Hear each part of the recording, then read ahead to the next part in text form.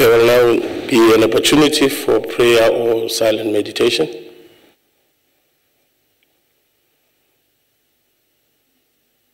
You may be seated.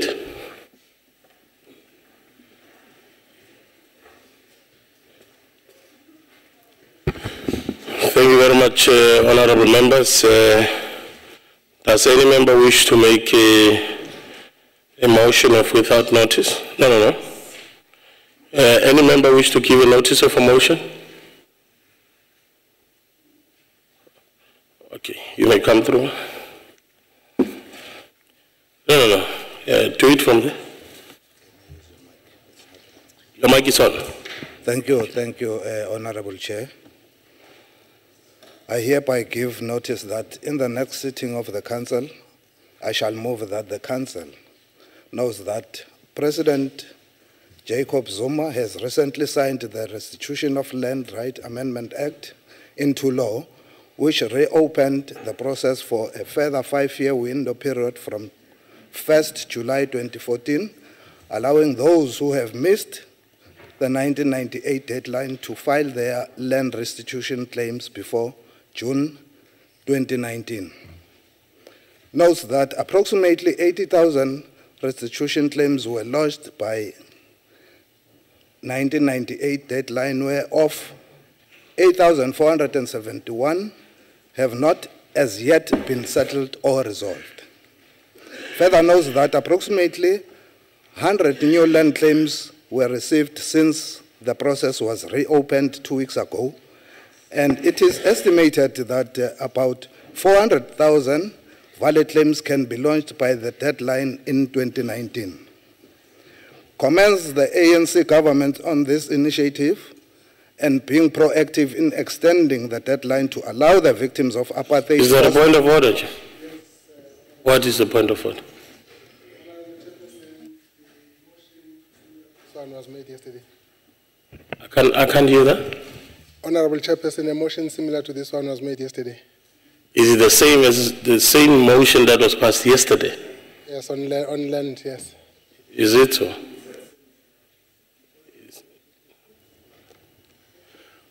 Honorable Nzimande?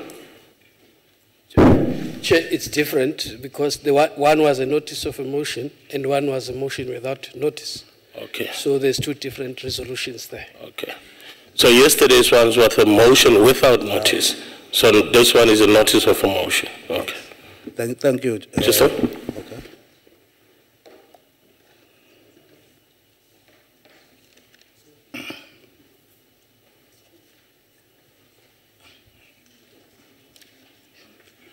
The only thing which I wanted to check, or I need to check with you, is whether if that motion was accepted yesterday.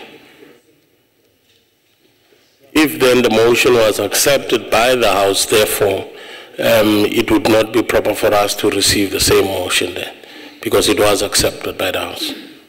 I wouldn't be sure, Honorable Chair. Can we agree that we check with the records before even we proceed, but we take note of the motion, and then we'll make a ruling in the next sitting on that motion. Sure. Thank you very much. Is there any other member that wishes to make a motion? Okay, you may proceed, Mr. Thank you, Chairperson. I rise to, on behalf of the ANC, present the following motion without notice. I hereby move without notice that the Council notes the diarrhea outbreak. We are dealing with notices of motions, not motions without notices, for now. We'll come to note motions without notices. That's fine, Chair. Is that a motion, is that a notice or a motion without notice? It's a motion without notice. No, we'll come to that. Okay. Any member? Honorable Stoff? Thank you very much, Honorable Chair.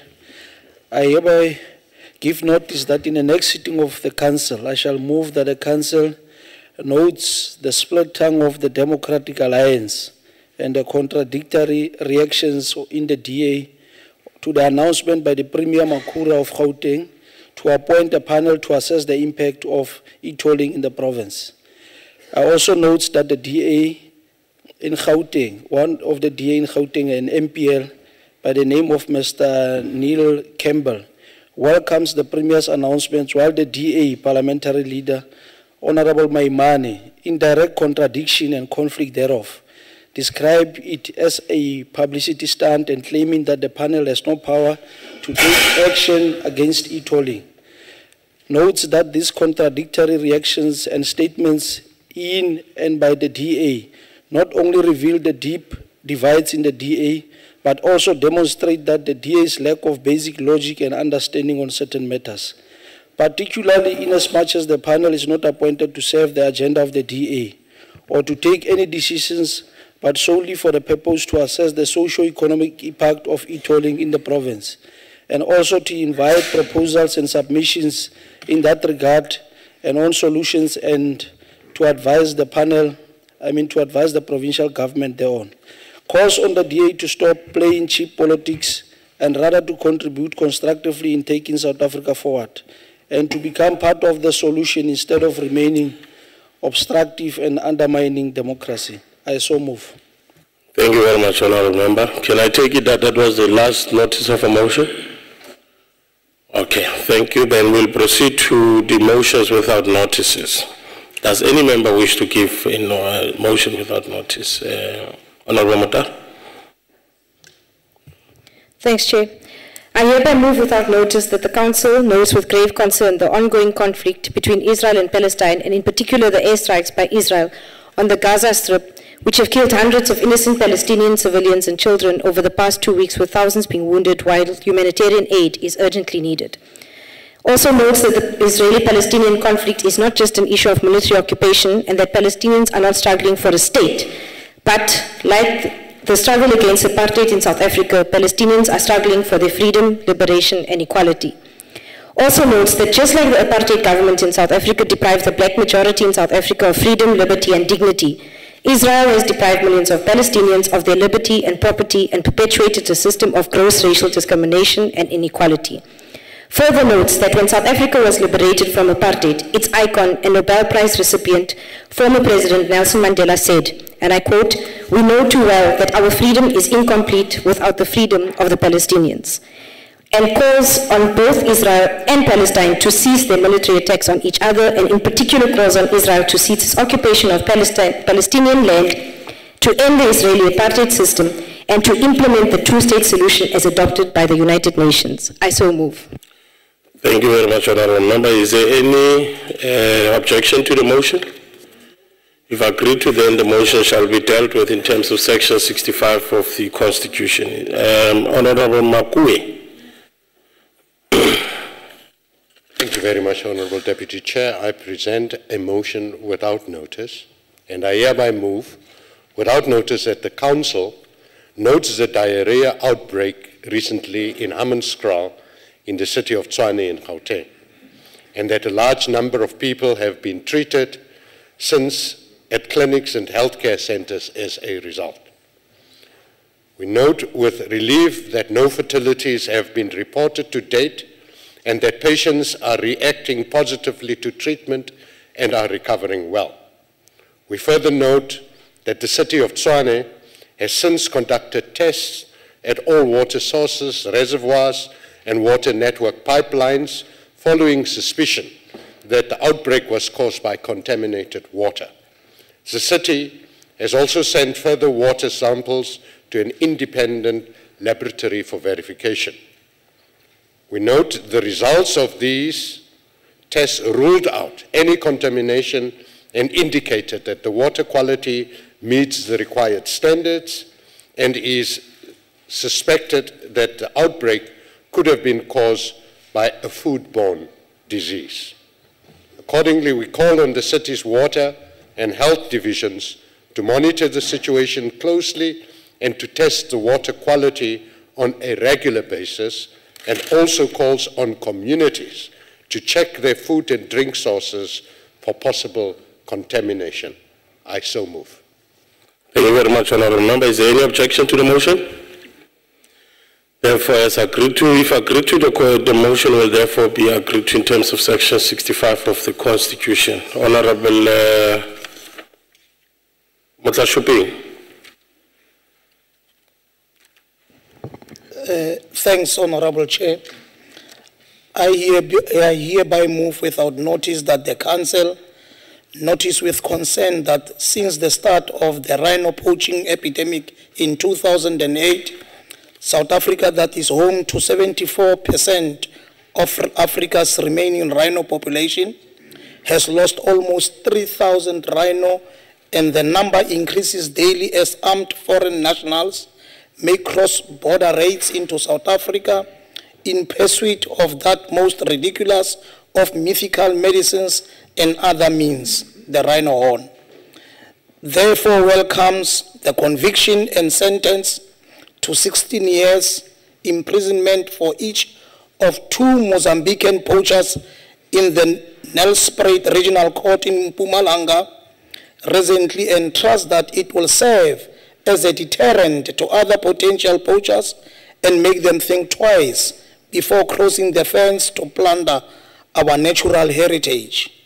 Further notes that while diplomatic solutions are being sought and a global commitment and a zero-tolerance approach towards rhino poaching have been obtained, negligence-driven operations by law enforcement agencies and other role players are crucial to keeping rhino alive and to buy them time. Therefore, calls on all communities, and especially communities living around rhino reserves, to be committed and be actively involved in intelligence gathering and informant networks in order to track down rhino poachers and to crack rhino poaching syndicates. I so move. Thank you very much, Honourable Member. Is there any objection to the motion?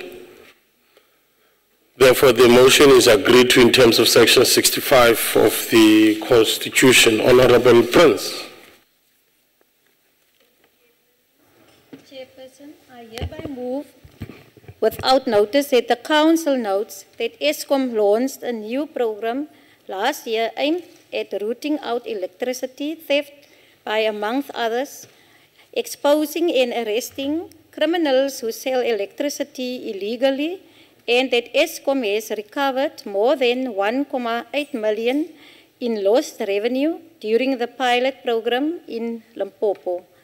Notes that this program will now be rolled out and implemented throughout the country and entails technical meter auditing, supported by an on-site investigating team and followed by the laying of appropriate charges and ultimately the prosecution of perpetrators.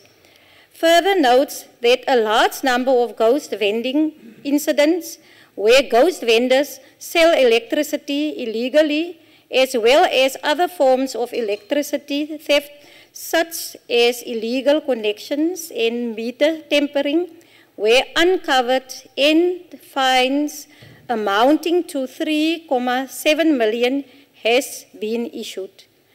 Commends ESCOM on these initiatives and call on all communities to join hands with ESCOM in order not only to root out all forms of electricity thefts, but also to implement all measures possible to save electricity. I so moved.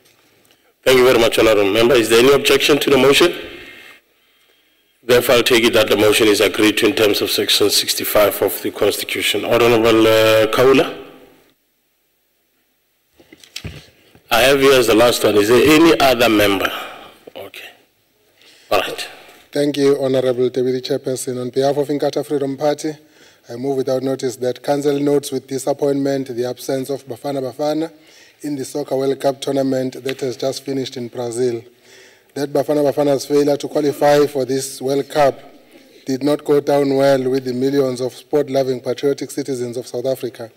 Further noting that SAFA is on the brink of announcing a new coach for Bafana Bafana, reportedly in the next 2 days. Council urges SAFA to ensure that preparations kick off on a high note for South Africa's senior national soccer team to qualify for the next AFCON tournament and the next FIFA World Cup tournament in Russia in 2018. I so move. Thank you very much, Honourable Member. Is there any objection to the motion? In the light of an objection, therefore, the motion may not be proceeded with. The motion without notice will now become a notice of a motion. Honourable Smith, who's going to be the last one? Thank you, Honourable Deputy Chairperson. Honourable Deputy Chairperson, on behalf of the Democratic Alliance, I hereby wish to move without notice that the Council takes note. The brutal murder of Mr. Piet Madimecha Pale on Saturday, 28th of June 2014. Mr. Piet Pale was a well-known and respected anti-corruption activist in Mogalakwena municipality. His murder is suspected to be a political assassination and might put the stability of the municipality at risk. The House directs the Select Committee on Co-operative Governance and Traditional Affairs, as well as Select Committee on Finance, to do an oversight visit to Mogalakwena municipality, establish the reasons for the instability within the municipality, reports to Council on its recommendations to help stabilize the situation in the municipality, develop a detailed report on any fraud and corruption within the municipality. I so move. Thank you very much. Is there any objection to the motion? Yes. In the light of an objection, therefore, the motion without notice will be read as a notice of a motion. That was the last motion, not unless there's any member who would not feel that I have left him or her out. Thank you very much. Therefore, I'll call on the Secretary to read the first order of the day. Policy debate on budget vote number 31, Human Settlements, Appropriation Bill, Bill 4 of 2014. In welcoming our brand new minister or a retainee to the portfolio with the deputy, may I therefore call on the minister to introduce the debate.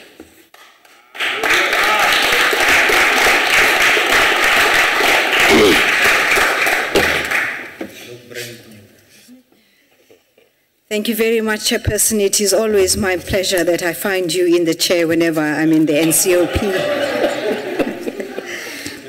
Honourable Chairperson, honourable members, invited guests in the gallery, ladies and gentlemen, please accept mine and my department's sincerest condolences on the loss of an outstanding revolutionary who served in this House. I'd like to imagine that the former Chief Whip of the majority party, Nosipho Ndwanambi, is listening to us because she has been part of what inspired us in all the work that we did in the Western Cape. As we move forward, we will do our work in such a way that we honor her, and she will know that she's in our thoughts, and everything that we do with her in our mind. Earlier this week, another outstanding revolutionary, author Nadine Godima, passed on. She has emboldened so many of us through the struggle days with her crisp, incisive, beautifully captured commentary on the state and the wrongs of apartheid. Next month is the month of August, which we dedicate to women. We will be building small-scale human settlements of just under 2,000 houses each per province, built by women, for women, and named after women such as Nosipho Ndwanambi and Nadine Godima. This we do so that women of this country will always know and remember that in so many ways, outstanding women stood up against the evils of the past so that we can move forward with dignity. For today, Chairperson, mine is limited to the budget of the Department of Human Settlements. The department has been allocated a budget of 30.5 billion for the current financial year, representing an increase of 2.2 billion from the previous financial year. This allocation is expected to grow over the next 3 years to 33.5 billion. The totality of this budget is broken down as follows. 1. The conditional grants to provinces and municipalities, as well as transfers to human settlement institutions, constitute 97% of the budget, total budget of the department, which is 29.9 billion, 29.6 billion. Most capital grants are transferred to provinces and municipalities to fund the development of human settlements, infrastructure development, acquisition of land, and eradication of bucket and rural sanitation backlogs.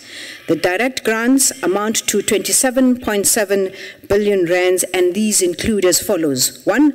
The Human Settlements Development Grant of 17.1 billion, the Urban Settlements Development Grant of 10.3 billion, the Rural Household Infrastructure Grant of 4.6 million rand, which is a direct portion, Municipal Human Settlements Capacity Grant of 300 million. The indirect grants amount to almost 965 million and include the following. 1. The Rural Households Infrastructure Grant of 65.5 million and the Bucket Eradication Program of 899 million, which is a new grant. The Municipal Human Settlements Capacity Grant is a new grant which is linked with Level 3 accreditation of metros. The grant is intended to provide operational funding to municipalities expected to be assigned the housing function. The 900 million grant allocation over the period of the MTEF is brought down to 300 million per year, and it has been sliced off from the Human Settlements Development Grant. This conditional grant is meant to be transferred to the 8 metros in terms of the Division of Revenue Act when the accreditation process is done. The Bucket Eradication Program is a new grant.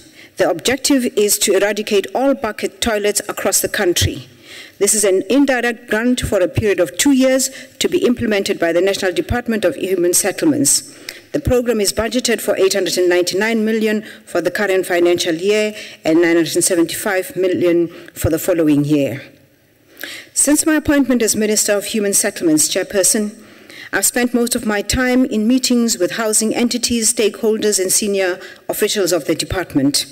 This has given me some idea of where we are right now and has given me concern of the drastic drop in housing delivery over the past 5 years. Taking all of these together, we have decided that we need to be very focused, deliberate, and work twice as hard to make up for the drop in housing delivery. I shall briefly discuss with you how we intend to move forward to fix our problems and double our efforts.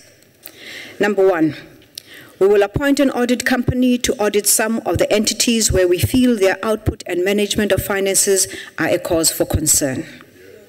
Number 2, we will restructure the department to make it more adept to dealing with the challenges that we face. We will establish a unit headed by a DDG that is dedicated to military veterans and vulnerable people in our country. Vulnerable people such as child-headed households. The then Department of Housing adopted a policy for housing of military veterans in 2007, and up to now, there is not a single house to show for our responsibility towards the people who fought so hard a war for this country to be liberated from oppression. This is a sad indictment on us. We owe it to them to prioritize them, and it seems we have been bogged down by red tape for the last 7 years, which is completely unacceptable for us. This DDG unit will ensure that we can, within the next 12 months, have provided a roof over the head of at least 5,854 indigent military veterans. These will be housing units which will be topped up by the Department of Military Veterans to make them more suitable for people deserving of these. The military veterans will themselves be brought in to build their own houses, to build capacity around them in every province where they reside. This will be under the direct responsibility of the Deputy Minister, who will be our Builder-in-Chief, as opposed to the Commander-in-Chief of the military veterans. We will also consult with the Department of Social Development to identify child-headed households so that we can provide them with shelter on an urgent basis.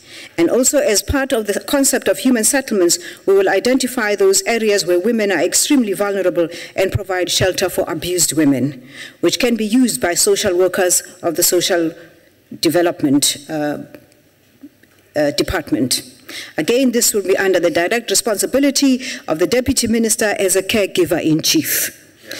I must add, Chairperson, that the Deputy Minister has already started this work by providing a house for a woman with special needs in the Western Cape. I'd like to congratulate the Deputy Minister for this initiative. Number 3, we will encourage employer-assisted housing.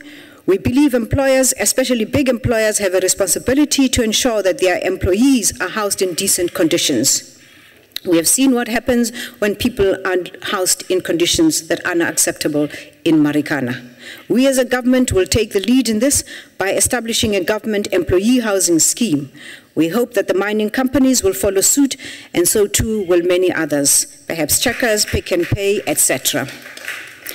Number 4, derelict buildings in the inner city are a safety and health hazard and prone to being hijacked. Once occupied, the responsibility on the municipality is an onerous one.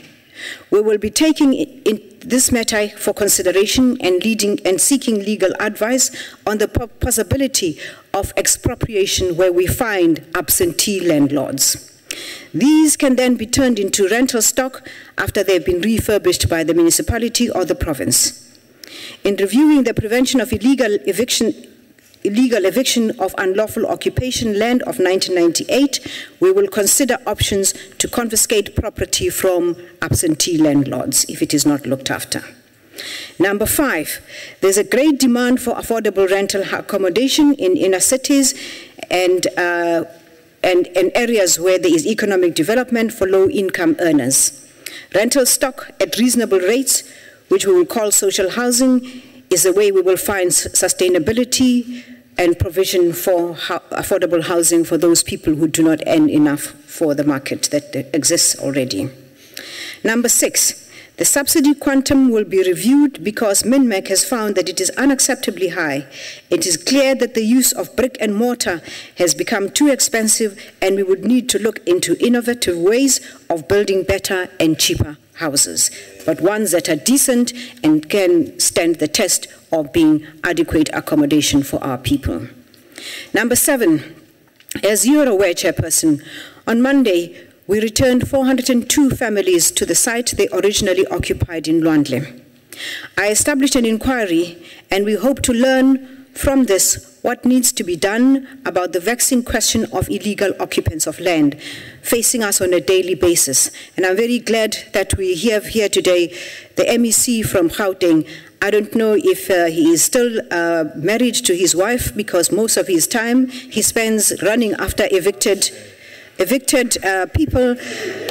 I'd like this House to send our condolences to his wife and say that things will be sorted out as soon as we are able to. It is also very clear that we need to send a message to landowners to understand that the value of their land is an asset only for as long as it is protected and safe. By the time it has been invaded, it loses almost immediately its value. What we must all understand is that the law that we have is intended to protect the rights of people who establish their homes and protects them in the same way that it protects the owners of private property. When removing illegal occupiers of land, due processes have to be followed at all times.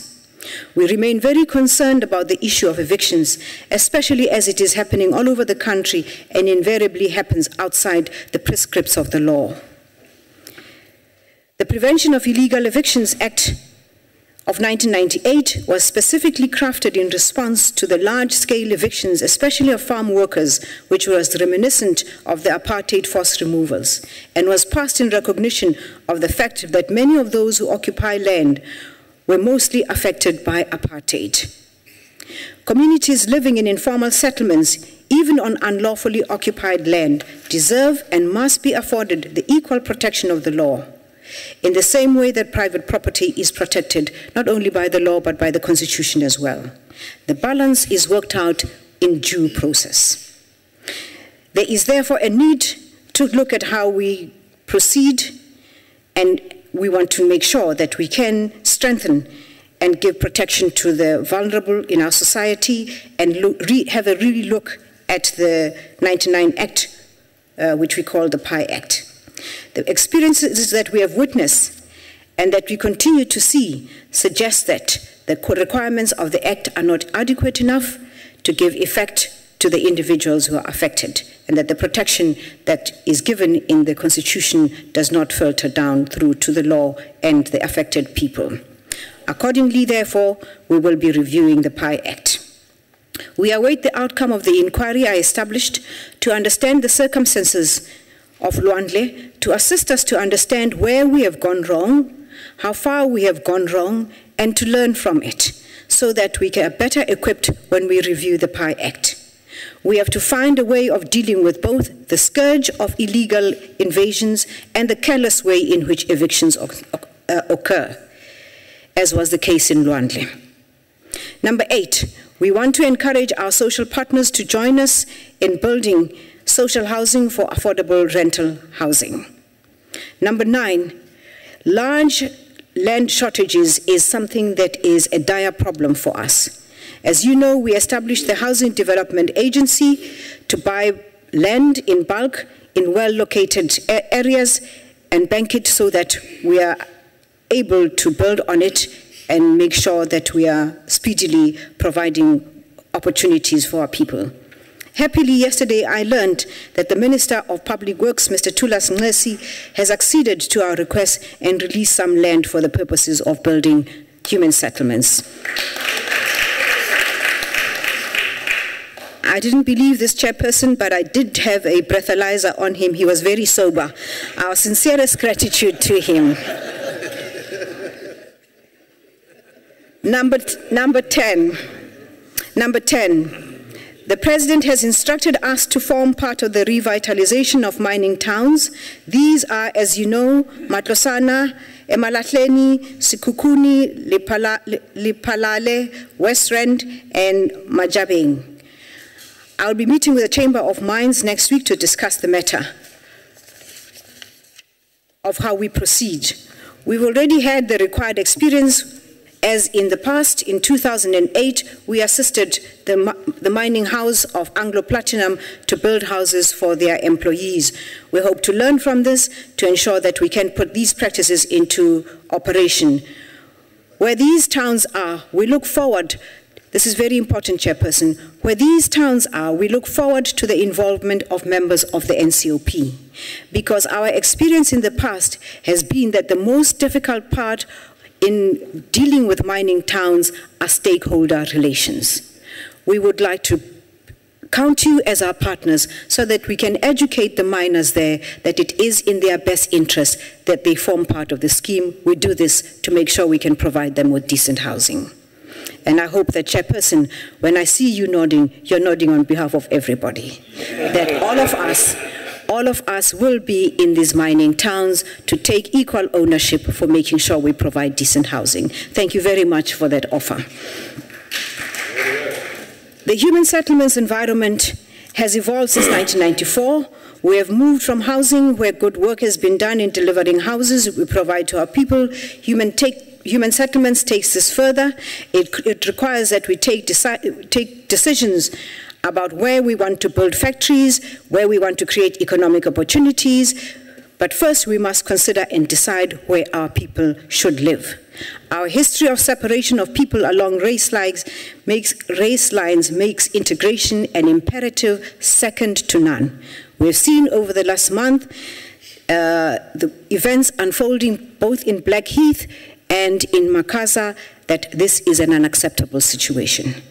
We are all here equal to each other, and every one of us here is protected by the Constitution and the equality of each person here and their right to a residential, to a house in a proper residential area is the responsibility of human settlements, and we intend to make sure that we take this up and educate our people to understand that the division along racial lines in residential areas is a thing of the past.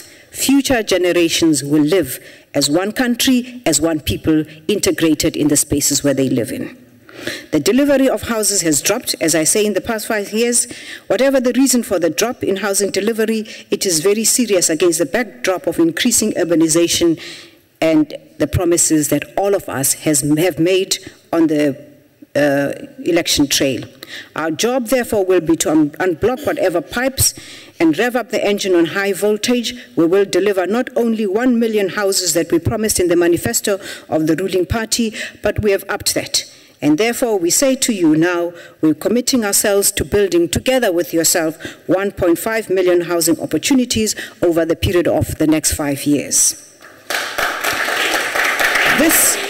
This requires enormous effort and doubling up the capacity and the instruments and the vehicles that we are using. It requires a mobilization of all of society to be a partner in building of their homes. Wherever we are, we appeal to you, honorable members of the NCOP, to come and build with us so that you can experience the challenges that we face. We want you to come and build with us so that you can experience the excitement on the face of a person receiving a house for the first time. Please come and build with us so that if you find fault, you will be part of the solution. Come and build with us and become part of and see part of what lies ahead of us, and be part of what we remove that lies ahead of us. We've all made promises to our people running up to the election. We have these promises to keep. We have miles to go before I sleep, and I bank on your support. I thank you very much.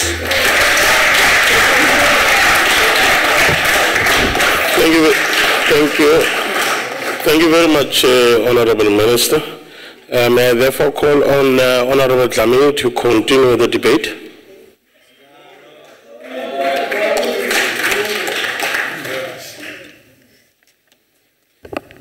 Thank you very much, Chairperson, for the opportunity. Indeed, Honorable Minister, we will be with you throughout the process of changing the lives of our people for better. Honorable Chairperson, my greetings to the Honorable Minister and the Deputy Minister in our midst, the Honorable Chief Whip, the Honorable MEC of Gauteng, Honorable members of the Council in our midst. I just want to say before I get to my debate that we are doing this debate just a day before we celebrate the birth of our icon and the outstanding work that he has done. But it is also sad to note that we are doing that when the weather is very, very cold, especially in Cape Town. And people of Lwandle, bantu baselwandle, bahlele emakhateni. Siyabonga kakhulu Minister ukuthi ukhonile ku-intervene bakhona kubuyela lapha bahlala khona, because their government, their city, their municipality, where they are contributing their taxes, did not care for them. That is why they are pushed up and down.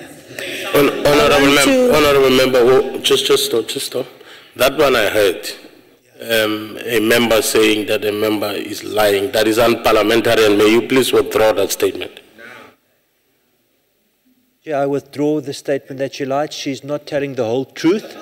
No, I didn't say explain. I said I withdraw. Thank you very much. May you proceed, ma'am. On that note, Honorable Chairperson, I want to invite the Honorable Mayor, Executive Mayor of Cape Town, to spend her 67 minutes providing for the people of Lwandle tomorrow with whatever they need in the places where they are staying. By so doing, he would have done justice for the injustices that they have done to the people of Lwandle. Together, moving South Africa forward by creating sustainable human settlement and improving quality of households or our people. We want to welcome the verdict of the court yesterday, Honorable Chairperson, on the case of 7 committee members of Cape Town, where they were charged for the spillage of the human feces in the provincial legislature. We want to say thank you very much to that particular court. We feel that justice has been done because we fully agree that our people in the Western Cape don't deserve those toilets that they were provided to them, even though the people of Western Cape, in fact, all of them, black and white, they don't Is that an objection? toilet. Is that an objection? Or a point of order? On a point of order, may Okay. I ask the Speaker a question? Will the Speaker take a question? I'm not going to take it. Honorable members, if a member wants to check whether if a member is prepared to take the question, it is for me to determine that. It's not for members to then interject. Honorable member, are you prepared to take a question? I'm not, Chair. She is not prepared to take the question. Thank you very much. Honorable Chairperson and the Minister, the committee has constructively discussed the presentation of the department.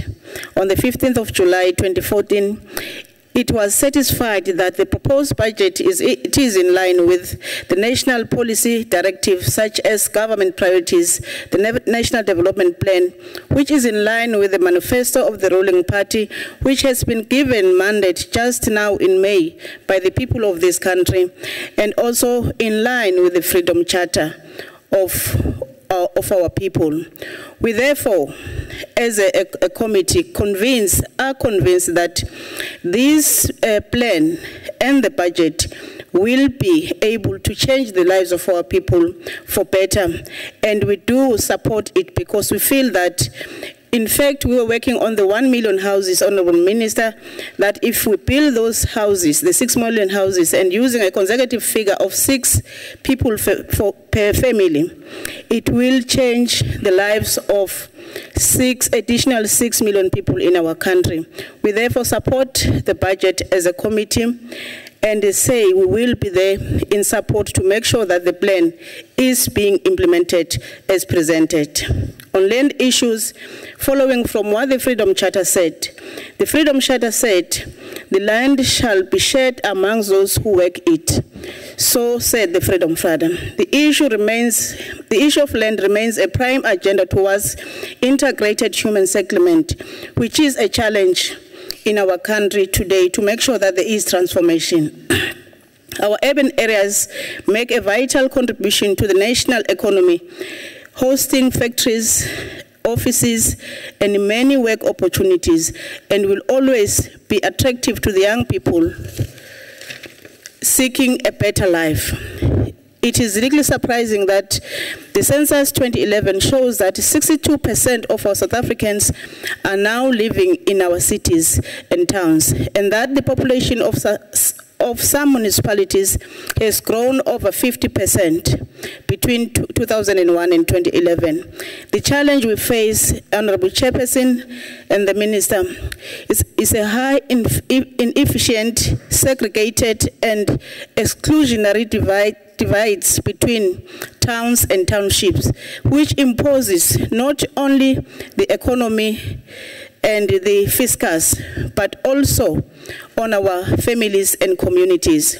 Those who were in power before democracy, I know they will mourn now, made sure that land is privatized just before we took over government, so that we are not able to build houses for our people closer to where they work. And it has become very expensive for government to ensure that there is integrated human settlement around towns. And it's not only expensive for government, it's also expensive for our people, because the legal money that they get, they use it for transport instead of investing to our economic growth. Just in this province, Honorable Chair and the House, informal settlement alongside the N1 is a testimony that they made sure that there is no land available for our people to settle in town. That is why our people find themselves in those informal settlement during this cold weather. In terms of houses, the Freedom Charter says there shall be houses and security and comfort. We applaud the work of the ruling party, the government that is led by the ANC. Just in 20 years, the government has been able to build over 3 million houses, which is benefiting over 16 million people, as compared to nothing, I'm saying nothing, that was done by the previous governments.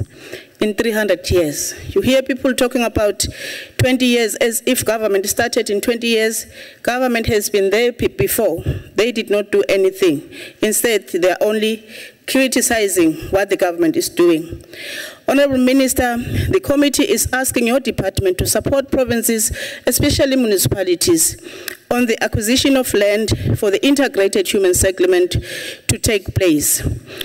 We are also requesting the Minister to support provinces and municipalities to deal with issues of illegal occupation of houses, which leaves those rightful owners suffering because they cannot access again the grant because their houses are occupied by other people. In the issue of the bucket system, as much as we applaud the government for the massive reduction of the bucket system, we want to say the bucket system remains an issue that has to be addressed. We are pleased to note that the department has budgeted over almost 900 million for the bucket eradication. Just to remind the House, we always hear people criticizing government about the bucket system as if it's a system that was introduced by this government, ANC-led government. This is a system of an apartheid government, and it was merely meant for the black people. You will never find that system in areas of the white areas where Madam and them are staying. They must not call me into order because I'm also a madam. It is surprising that this kind of separate development still exists in the Western Cape, where we just recently, the so-called pata-pata toilets or whatever. For me, what? Porta-porta. Oh, it's porta-porta. For me, that's a glorified bucket. It's a bucket. Whether it's white or black, for me, it's just a glorified bucket. And this cannot be done in white areas. It's only provided for black people. So it's surprising to say Western Cape is the best run province if they're still providing such a system for our people. It justifies our assumption that, in fact, black people are not treated as full citizens of this country. With the monies that they are contributing to government, that money that is used by the Western Cape government is our taxpayers' money, but they are given bucket system. So we are calling upon the Western Cape government to provide proper sanitation to our people instead of those so-called glorified buckets. I call them glorified buckets. We are pleased to note that the government that is ANC-led is prioritizing that. Would like to call upon the City of Cape Town and the Western Cape Provincial Government to be live on these issues. Stop politicizing social issues and deal with those people, those issues, to ensure that the lives of our people is better. If you go to those people along the N1 and Luandle and other areas, those who are using the bucket system, and say to them, the Western Cape government is the best run administration, because if you consider where they are sitting. So we are requesting the department to treat the Western Cape, Honorable Minister, like any other province. It's not different. Don't listen to what they are saying. Look at the problems of our people, because for them, the best run, they are referring to their own people, forgetting the black people who voted them, some of them, to this power.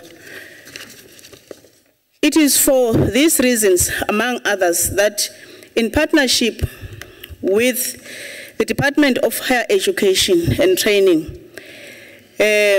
we want to support the initiatives that are done by the department of having a degree which will go to a PhD in terms of capacitating people on human settlement. The department's mandate is to establish a new non-racial towns and cities to concretize the principles of united people and non-racial residential areas. The new towns of Lephalale, Joslovo, that is under construction in Limpopo is an example of what we are talking about. To improve urban areas, we are requesting that the Minister assist the municipalities as indicated before. We also support the initiatives of the development of mining areas or towns, but we are requesting the Honourable Minister to look at the new grant that has been introduced for urban improvement for the metros. Our concern as a committee was that we are not sure whether it will not widen the gap between the metros and the smaller municipalities. We have about 17 secondary cities in the country. See if we cannot use that money to capacitate those municipalities so that they themselves are able to build houses, because that is where in most areas we have our people who are really in need. With those, Honourable Chairperson, I want to thank you very much for your opportunity. Thank you. Thank you very much, Honourable Member. May I therefore call on Honourable Groenewald to continue with the debate?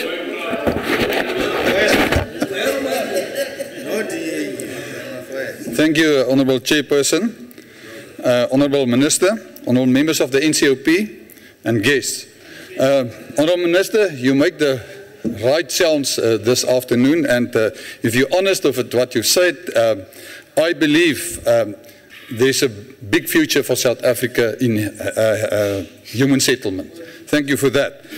To our chairperson, I just want to say, chairperson, to you, let's leave the black and white. That is something just hold it, Honourable if you want to join. Hold it, Honourable Groenewald. Honourable Simande, is it a point of order? Just to know if it's parliamentary for a member to say the minister, when she was speaking, making words, and she says the minister has made the right sounds. Maybe the member can tell us what sounds he heard.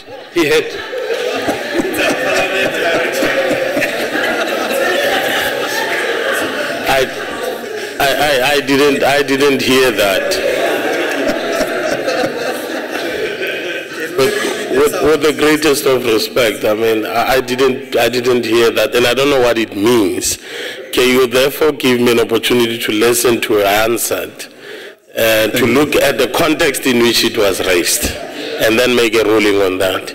May you continue, Honourable Groenewald. Thank you, Chairperson.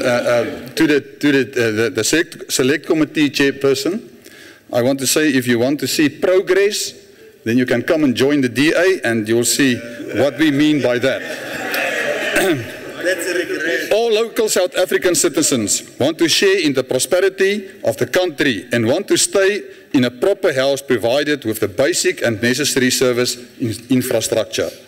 Our people want to have a house as a beneficiary with a title deed so that he or she can be proud owner of his own piece of land in South Africa. The DA, as opposition party as well as part of government, wants to see that quality houses are built in all 9 provinces. The budget allocated for housing must be spent in all municipalities. Enough land is made available for housing projects in all municipalities.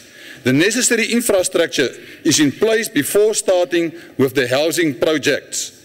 The beneficiaries who are on the priority list get their homes first. These beneficiary lists are not changed with every election. Honourable Chairperson, there are many institutions in South Africa who are more than willing to help to see that proper houses are being built for the citizens of South Africa, and the Minister also mentioned it, and so we are on the same page. In the Northwest Province, Lonmin officially handed over land on the 10th of July 2014 to the Northwest Legislature, on which more than 2,600 housing units will be built. The Marikana Extension 2 housing project is expected to be an improvement on government's RDP projects. The Northwest government has allocated 462 million rand for the construction of the housing units. The infrastructure, including water, electricity and sewer systems, has already been put in place by Lonmin. Everyone in South Africa will agree that all South Africans deserve a better life. To be able to achieve the following goals must be met. development that uplift the quality of life of the people of South Africa, the expansion of social and economic infrastructure, the build of cohesion, caring, sustainable communities, an economy that will create the many jobs we so badly need in South Africa. What is really happening on the ground and what people are complaining about. Corrupt councillors who have their own housing rental schemes with RDP houses and municipality rental properties. The MEC of Human Settlement in the Northwest, Honourable Colin Miney, said and urged councillors to ensure that community members must benefit from the projects. He said, and I quote, "Councillors, you must not put your uncles on the list of houses or for houses," close quote. The National Human Settlement database is inefficient because many families have more than one RDP house or houses in different towns or provinces. Foreigners who get houses long before the South African citizens who have been on the housing list for a long time. Contractors are paid before contracts are completed, and then contractors just disappear with the money, leaving behind incomplete projects. Local contractors must benefit from these housing contracts and share in the available jobs. Too often, labor is imported by contractors from other areas or provinces. Too often, politics is being used to only benefit some contractors or some workers for jobs at the projects. Contracts and tenders given to friends, relatives, mayors, councillors, and municipal managers. Contracts are delayed due to no payment by municipalities and departments, causing huge fines. The construction of housing at Marikana project, which were scheduled to start at March 2014, yet not a brick has been laid on that project. Honourable Minister, just to bring some issues of the past to your attention. In the time of Minister Sigwale, in this house, he was mentioned, and he was said, "We will fight corruption. We will nail and jail corrupt officials." The DA asked questions about taking Parliament to the people in KwaZulu-Natal. Mutu in 2011, where 500 houses were demolished regarding poor workmanship. Promises were made to the people to rebuild the houses. The DA want to know what happened since then.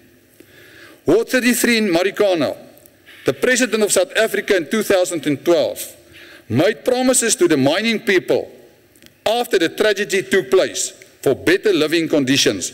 Nothing has happened since then. That is my constituency, and I know what I'm talking about. Another burning issue in Kutsong at Carltonville in Gauteng, a very slow project.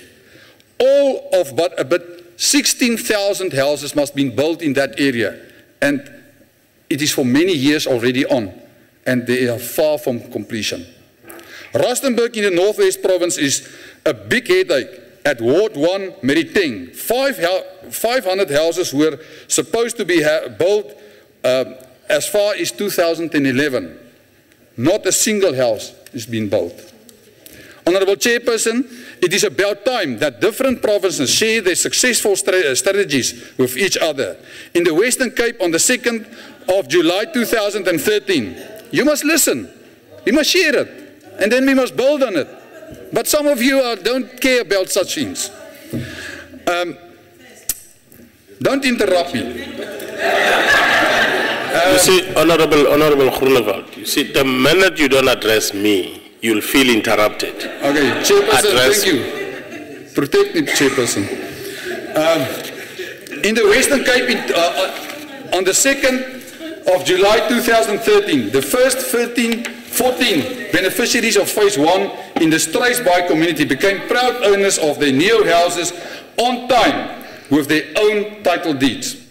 The project was a breaking new ground housing project, old RDP, where construction on Phase 2 began in November 2013, had a budget of approximately 12.8 million and is set to deliver 111 houses when complete by the end of July 2014.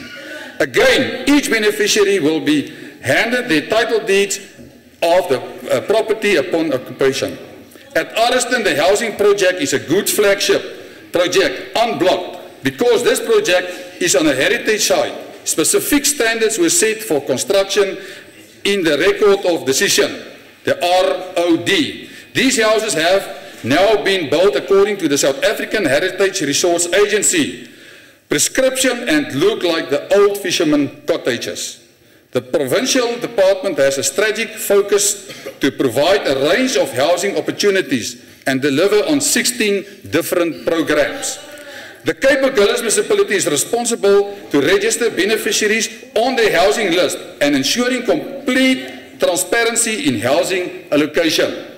The provincial department works closely with municipalities in provision of housing developments. The municipality is responsible for appointing and managing the contractors who build the houses.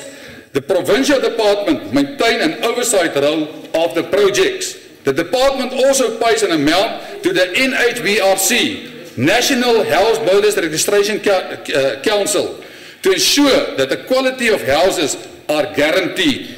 The supervision and quality control stop the poor quality construction and houses falling apart within months after being built. One of the most important issues at human settlement is to have an open opportunity society for all. Every person must have the opportunity to get a job as a local, to get the skills needed and to obtain some qualifications in the process to empower themselves for the future. You can't do it. The Department of Human Settlement must also open opportunities for all the different communities. The department must uplift the quality of life of our people to restore their dignity and allow them to be able to look after themselves and their families. To be successful in the Department of Human Settlement, the Minister must fight the corruption, stop maladministration and fraud throughout the department, provinces and municipalities. You must listen. Discipline and blacklist the officials and contractors found guilty of bribery and corruption. Finalize and correct the national database to include all provinces. Utilize quality control by NHBRC at each project. All beneficiaries must be handed their title deeds upon occupation of their homes to restore their dignity. The budget must be utilized according to the rules and policies of the government and the citizens of South Africa. And the citizens of South Africa must get the benefit out of it. I thank you. Thank you very much, Honourable Member. May I therefore call on Honourable Guku?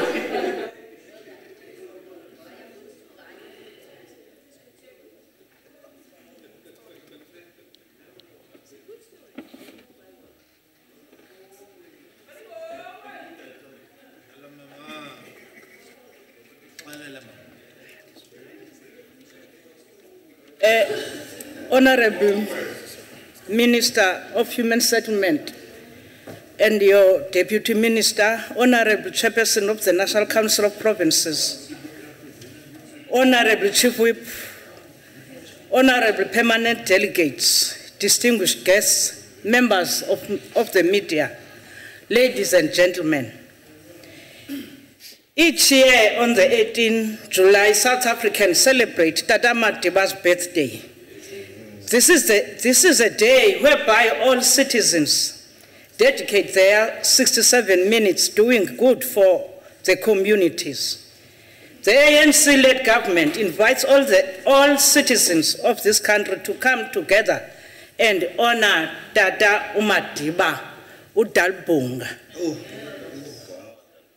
Honorable Chairperson, the Constitution of the Republic of South Africa is the cornerstone of South Africa's democracy, from which the Bill of Rights are set.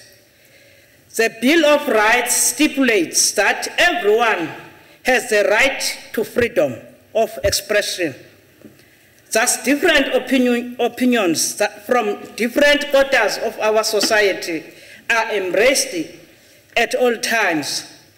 Most importantly, Honorable Deputy Chairperson of the National Council of Provinces, the Constitution states that government must put legislative measures in place to achieve all rights as enshrined in our Constitution. Divumele sihlalo walendlu dikhumbuze abantu balendlu nabantu balapha eMzantsi Afrika into kokuba sinempazamo yento kokuba silibale apho sisuka khona imvelaphi yethu besifudula apha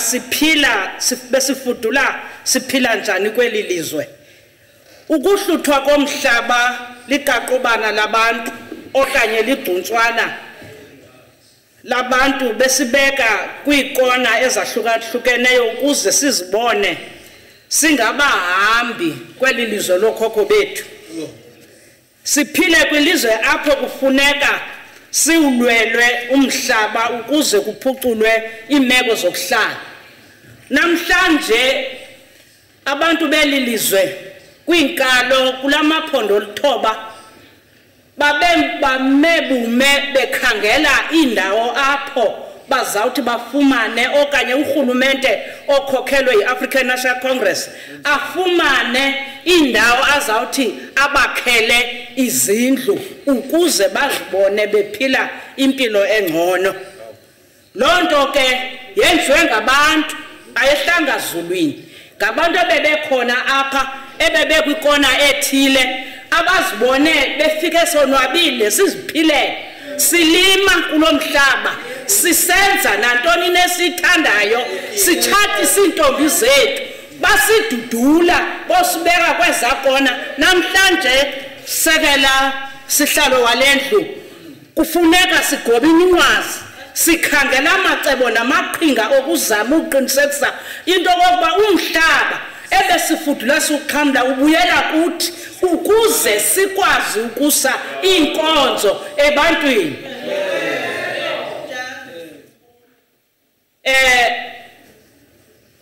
namhlanje sihlalo ndingakuqinisekisa i-African National Congress ikwazile into kokuba izindlu ezingama300 ezigidi ibe izinikezela ebantwini balapha eMzantsi Afrika asiyontsoni i-African National Congress sithetha esikwenzileyo singqine esikubonileyo ize nina bantu ningakwazi ukukwamkela ubungqina bethu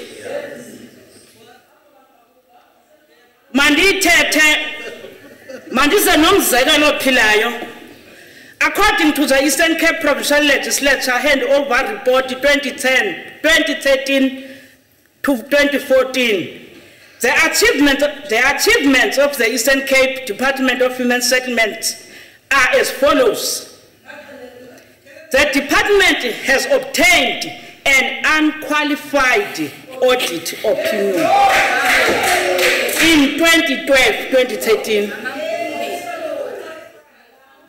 DT kwela phondo lempuma koloni ndisuka kubo ngaphandle kokuba kuthiwa ubawo unombembe lento beyithetha ayisibobunyana ndithetha into eyenziweyo kwa-audithwa kwafunyaniswa into kokuba i-Eastern Cape ihamba phambili ekuqinisekiseni into kokuba iinkonzo ziyasiwe ebantwini. The department has completed 51,247 housing units for the 4 years. And ndithethi ngale minyaka ingamashumi sathela ngale minyaka for the 4 years. Khumbula ke into kokuba urhulumente obekhona ngaphambile othe walawula eli lizwe for 300 years ubenzele ntoni abantu for the 4 years 51,247 housing units. Mhlali ngaphambili walendlu The first province to establish a housing tribunal in the country is the Eastern Cape. The first province to roll out the finance-linked individual subsidy program through the Walmart Linked project is the Eastern Cape. Honorable Chairperson, allow me to give credit to the Department of Human Settlement for the beautiful work done to make sure that South Africa realizes the dreams of a better life for all. Impilo engcono kubantu siyaqhuba. Kule minyaka engama-20 siyaqhuba asimanga ukuqinisekisa into yoba impilo engcono kuzo zonke ikona iyenzeka kubantu. Naleya lapha elwandlana i-African National Congress enomphathiswa ongumama abaphathiswa ababini baza kuyitshintsha impilo yaba bantu ifane nempilo yomuntu hayi basifane abantu bafane nehagu behlele ngokweni. Honorable Chairperson, allow me to give credit to the department. Sorry, Chairperson, I repeat it because ndiyafudumala. Kwakhona sihlalo inkqubo yokubambisana kwamasebe karhulumente ukuqinisekisa ukusa inkonzo kuluntu yenze kwalula umsebenzi wokusa inkonzo ebantwini. Ukunikezela ngamanzi, ugutyulo lwelindle, ufakelo mbane kunye nolwakhiwo lwendlela ezihamba phakathi kwezindlu yenze kwavuleleka amathuba amaninzi emisebenzi. Abantu baye baxhamla kweza projects. Masitsho sihlalo kuba nangona sele kukuninzi esele kwenziwe kusekuninzi ekufuneka kulungisiwe. Abantu banoxanduva lokokuba bafundiswe ngokubaluleka bokuzimela bangaxhomekeki kurhulumente.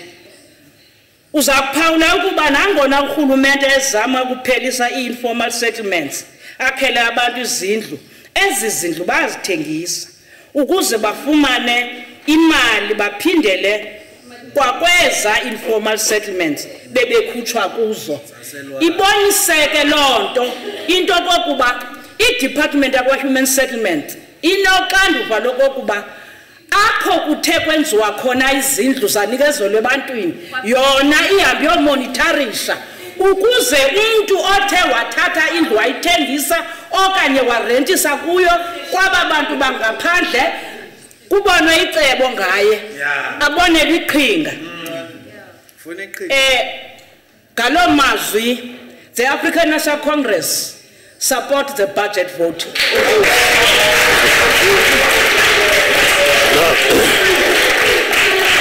Thank you very much. Thank you very much, honorable members. May I therefore call on Honorable Mama Bolo, MEC responsible for human settlement, Gauteng, to continue with the debate.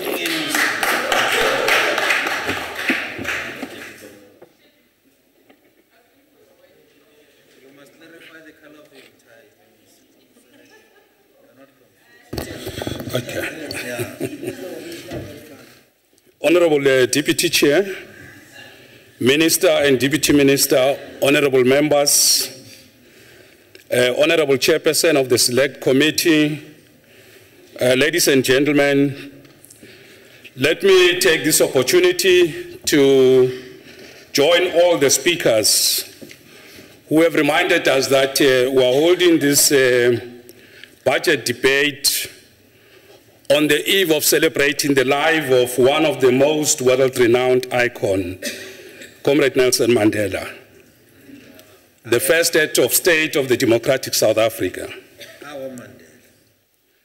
Let me also take the opportunity to sincerely appreciate all the remarks made, particularly by comrades from the ANC, the chair of the Select Committee, Honorable Stock. I think that was a very moving speech, and I would like to really congratulate you for a refreshing input, and thank you very much for that. Energetic. Very energetic. Honorable Chairperson, let me dedicate my first speech in this House to the former General Secretary of the South African Communist Party, leader of the African National Congress, former commander of Umkhonto weSizwe, First Minister of Housing in the Democratic Government, Comrade Joe Slovo. Joe Slovo was one of the most refined scholars who contributed profusely to constructing the foundations of our democracy in this country. Let me also take the opportunity to welcome and appreciate the speech delivered by the Honorable Minister Sisulu in the National Assembly and in this House. Well done, Minister, for your excellent and decisive leadership. Malibongwe, congratulations on your reappointment as Minister of Human Settlement. And of course, honorable members, you might have heard Honorable Groenewald made some sounds. But I think those in the main, most of them were definitely terrible sounds. Except for one where he thanked and welcomed the speech by the minister. I would like to say to you, Honorable Groenewald, that you do not have to doubt what minister said. Trust her word. She's very honest and sincere. That's why President Zuma thought she should come back to lead this very important department. So you can be rest assured, she's very confident, very committed to what she said, and I think you should trust what she said. Now, let me also say that one of the challenges facing our province of human settlement are in many respects similar to other challenges in various provinces. Of course, there are, however, unique ones that are as a result of distinct features of Gauteng province. As many will know, Gauteng province has a huge population, and so is the marginal growth every year of people from various provinces and those from the continent and the world at large. We are the largest economy in the country, one of the biggest economies in the continent, and of course a key player in the world economy. Gauteng province has a unique character of the province. It occupies a smallest land surface and has the biggest share in our gross domestic product. In other words, our province has the biggest magnetic pool of productive resources and, most importantly, human labor. It is also important that our task of delivering human settlement in line with the principles of the Historic Freedom Charter, which are now the cornerstone of our Bill of Rights, is an enormous task. And in this regard, I refer to the basic principles of freedom, of human dignity, of equality. As Karl Marx, one of the best and most renowned world scholars, would have said, we deliver human settlements not under conditions of our choice, but those directly encountered. In other words, under conditions directly imposed from the past. Such conditions include the severe negative impact of the apartheid special patterns engraved in the most oppressive and divisive Group Areas Act, the many years of colonialism of a special type, the current ongoing and deepening world economic crisis that certainly impact on vulnerable groups, particularly women, children, people with disability, the elderly, the poor, and the working class. In this regard, Deputy Chair and honorable members, the world economic recession means we have tight budgets, less resources, but overwhelming huge demands for our people. Let me also acknowledge the good work done by the African National Congress government, the only democratic government of our people they know now and they'll know in future, to settle our people to deliver houses. I think the ANC has done an excellent job, and I think all can see. Honorable members, the principal and strategic challenge in Gauteng province to settle our people in line with the commitments of the ANC election manifesto, the NDP, relates to the question of land management and land usage. As you will surely appreciate, land is the only source of wealth and therefore the most strategic resource for human settlement in our province and across the country. Land management and its usage is fundamental to the profound question relating to transformation of apartheid special patterns. Our approach to land usage is critical for the type of houses we seek to build, for their location in relation to economic development and growth.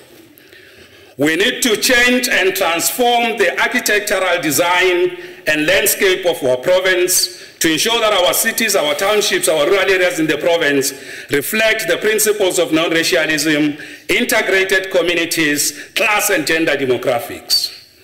To this goal and to this end, we need to seriously consider the model of housing development already introduced, of course, by the Honorable Minister, like here in Cape Town along the N2, already in Cosmos City in Gauteng province. Moving forward, our province will seriously explore and look at mega buildings and or high-rise buildings. We need to ensure that the architectural design and reconfiguration of our province profoundly addresses the challenge and decay of the Johannesburg inner city and many other cities in our province. You may be aware, honorable members, that in many parts of the inner city of Johannesburg, there are buildings, and I think Minister made reference to this point, of hijacked buildings, buildings that are neglected, and they devalue the inner city. And this is a question that we have to attend to in our province. We must ensure that our approach to human settlement and the deployment of financial resources help us to radically transform and alter the spatial landscape of our townships, such as Bakersdal, Winterfeld, Everton, Tembisa, and Alexander. Honorable members, our approach to human settlement in Gauteng will see us direct resources and budgets to the complete turnaround of inner cities, the turnaround of our townships, and of course the eradication of informal settlement. Gone are the days, gone should be the days when Tokoza, Sibukeng, Refilwe, Khutsong, and Alexander, Hamampiana looks the same. In the next 5 years, they should look completely different. On a more urgent basis, Minister Sisulu and Premier of Gauteng, Comrade David Makura, have directed us to urgently resolve and allocate government-built houses that have been completed but not yet allocated. In many instances, many of such houses are a source of dispute due to contestations on the credibility, integrity, and reliability of housing beneficiary lists. We find, of course, many in the townships I've mentioned, in the big townships in our province. Already, just as an example and just a concrete example to honorable members, we in our province have reached out of court settlement with community leaders in Bakersdal. We have appointed a service provider to provide us with an audited list, taking into account government policy, making sure that we receive proper and accurate list of beneficiaries. Through such an audited list, and if accepted by the community leaders, we will deliver many of the disputed houses in our province.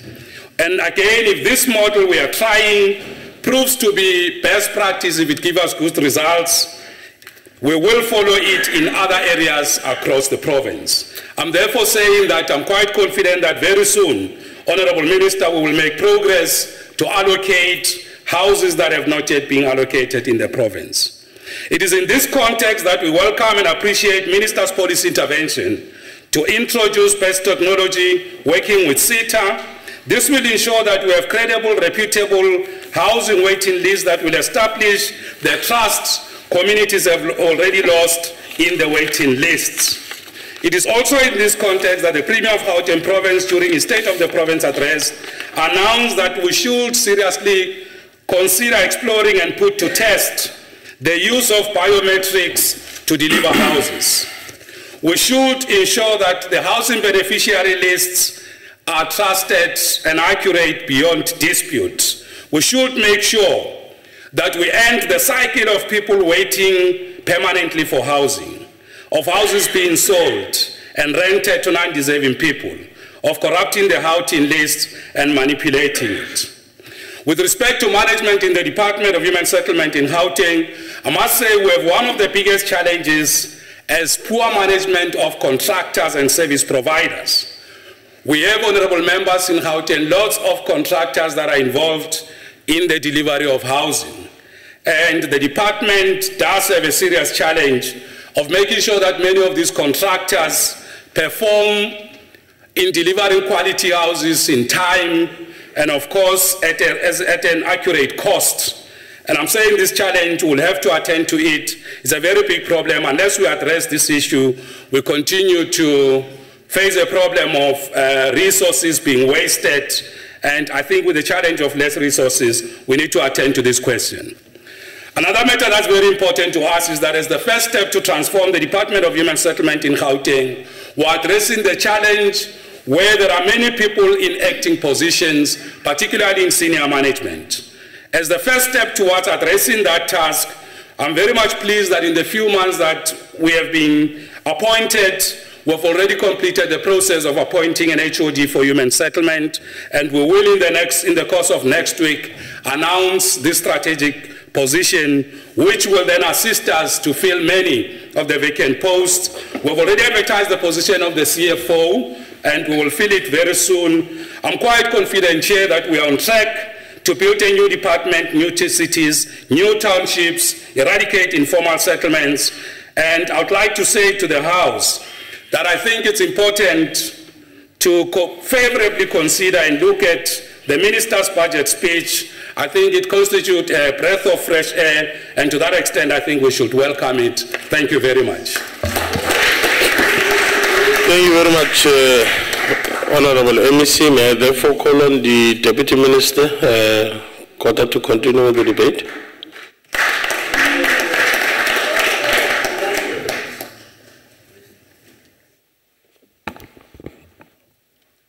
Thank you, Chairperson. Chairperson, allow me dibulele umama, Honorable Member uStock, ngentetho yakhe apha.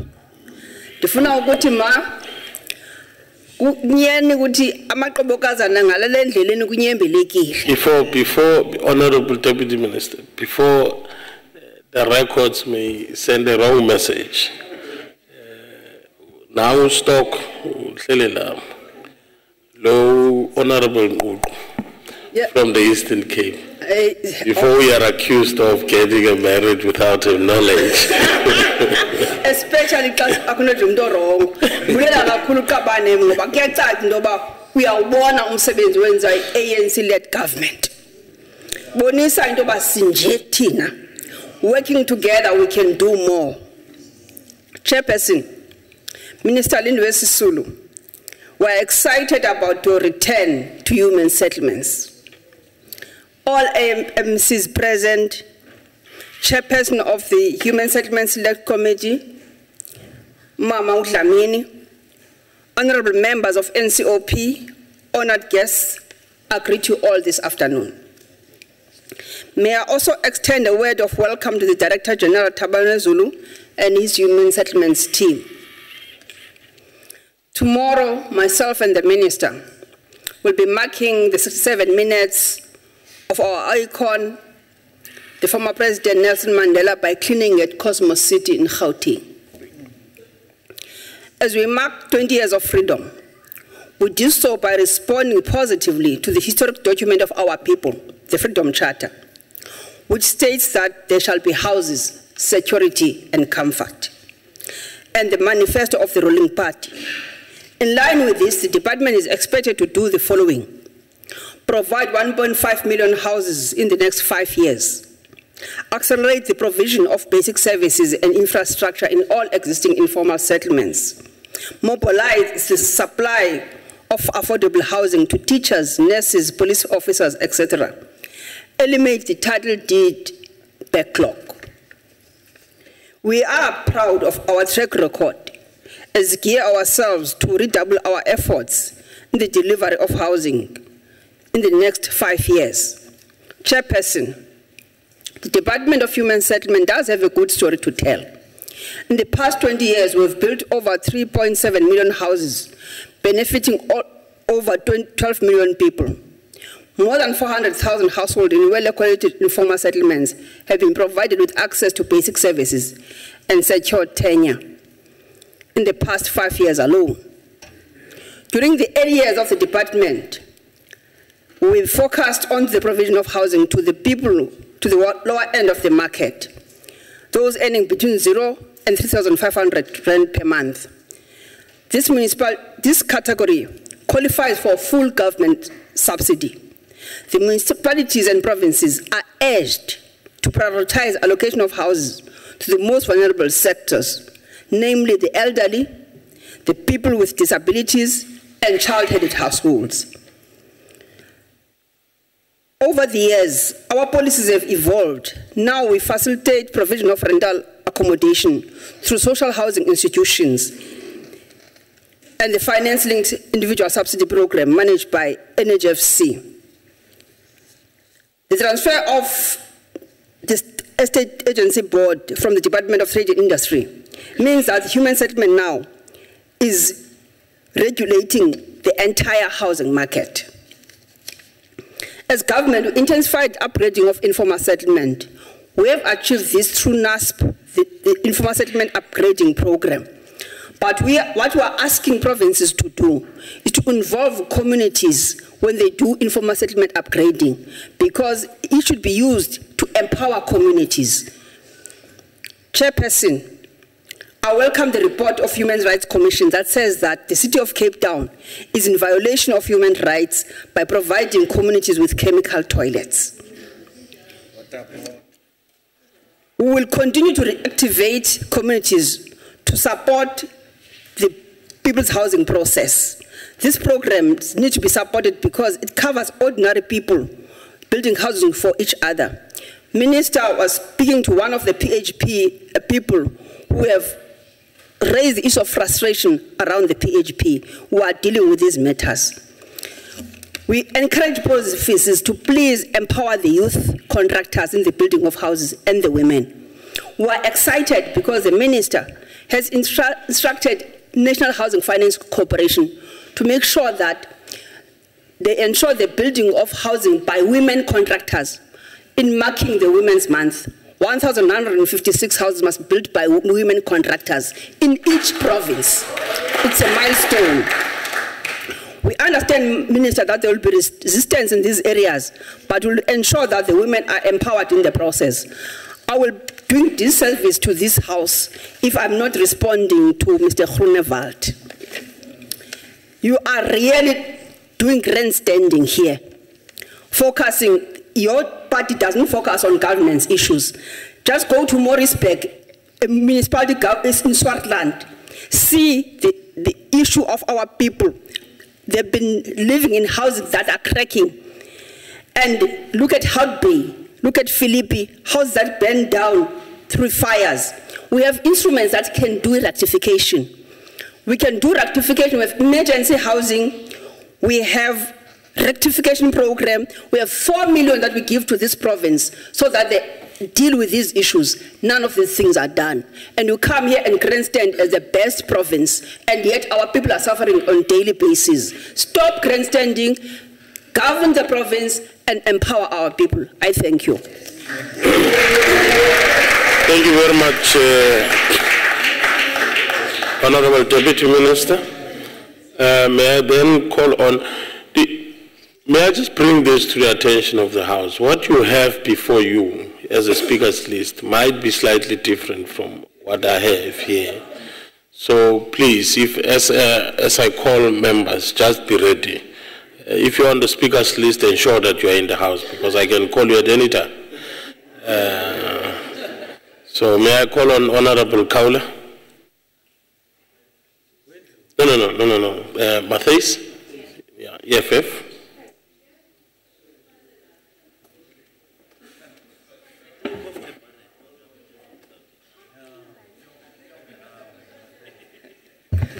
Revolutionary greetings, Honourable Chair, Honourable Minister, Honourable MEC, Honourable Deputy Minister for Human Settlements. The Housing Department had a name change. It was once called the Department of Housing, right? And we did a name change and it came to the Department of Human Settlements. And a noble gesture it was to bring some dignity and an element of humanity to this critical government service. But I'm failing to see the dignity and the humanity in our Human Settlements Department. Can you speak to the mic? I think, am I too far away? Okay, let's get closer. Is that better? Okay, good. Don't distract me. You're using up my time. Now, a more appropriate title we should have. At the rate we are going, as the Department of Human Settlements, I think a more appropriate title should be the Department of Basic Shelter. Because let's just be honest, some of our animals in this country have better quality shelter than our people do. Now, this is a painful thing for me to talk about right now, and this is the bucket system. Here we are in 2014, and I stand in this lofty chambers of the National Council of Chambers, and I am talking about a bucket system. A bucket system. The Department of Human Settlements, Honourable Minister, you promised in 2019 the bucket system is going to be eradicated, and yet here we are with a new deadline.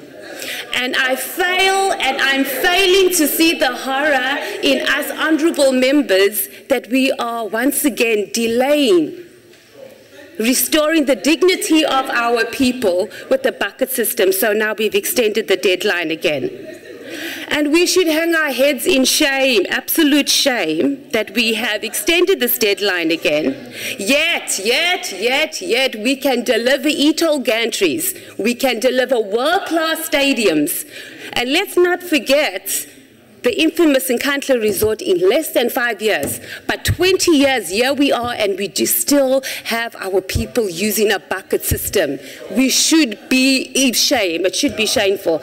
And my Honourable Chair Dlamini, social services, I beg that we put our relentless effort in making sure that we provide the oversight that we should in eradicating this bucket system. It's a disgrace that we should be having this conversation. Let's talk about land.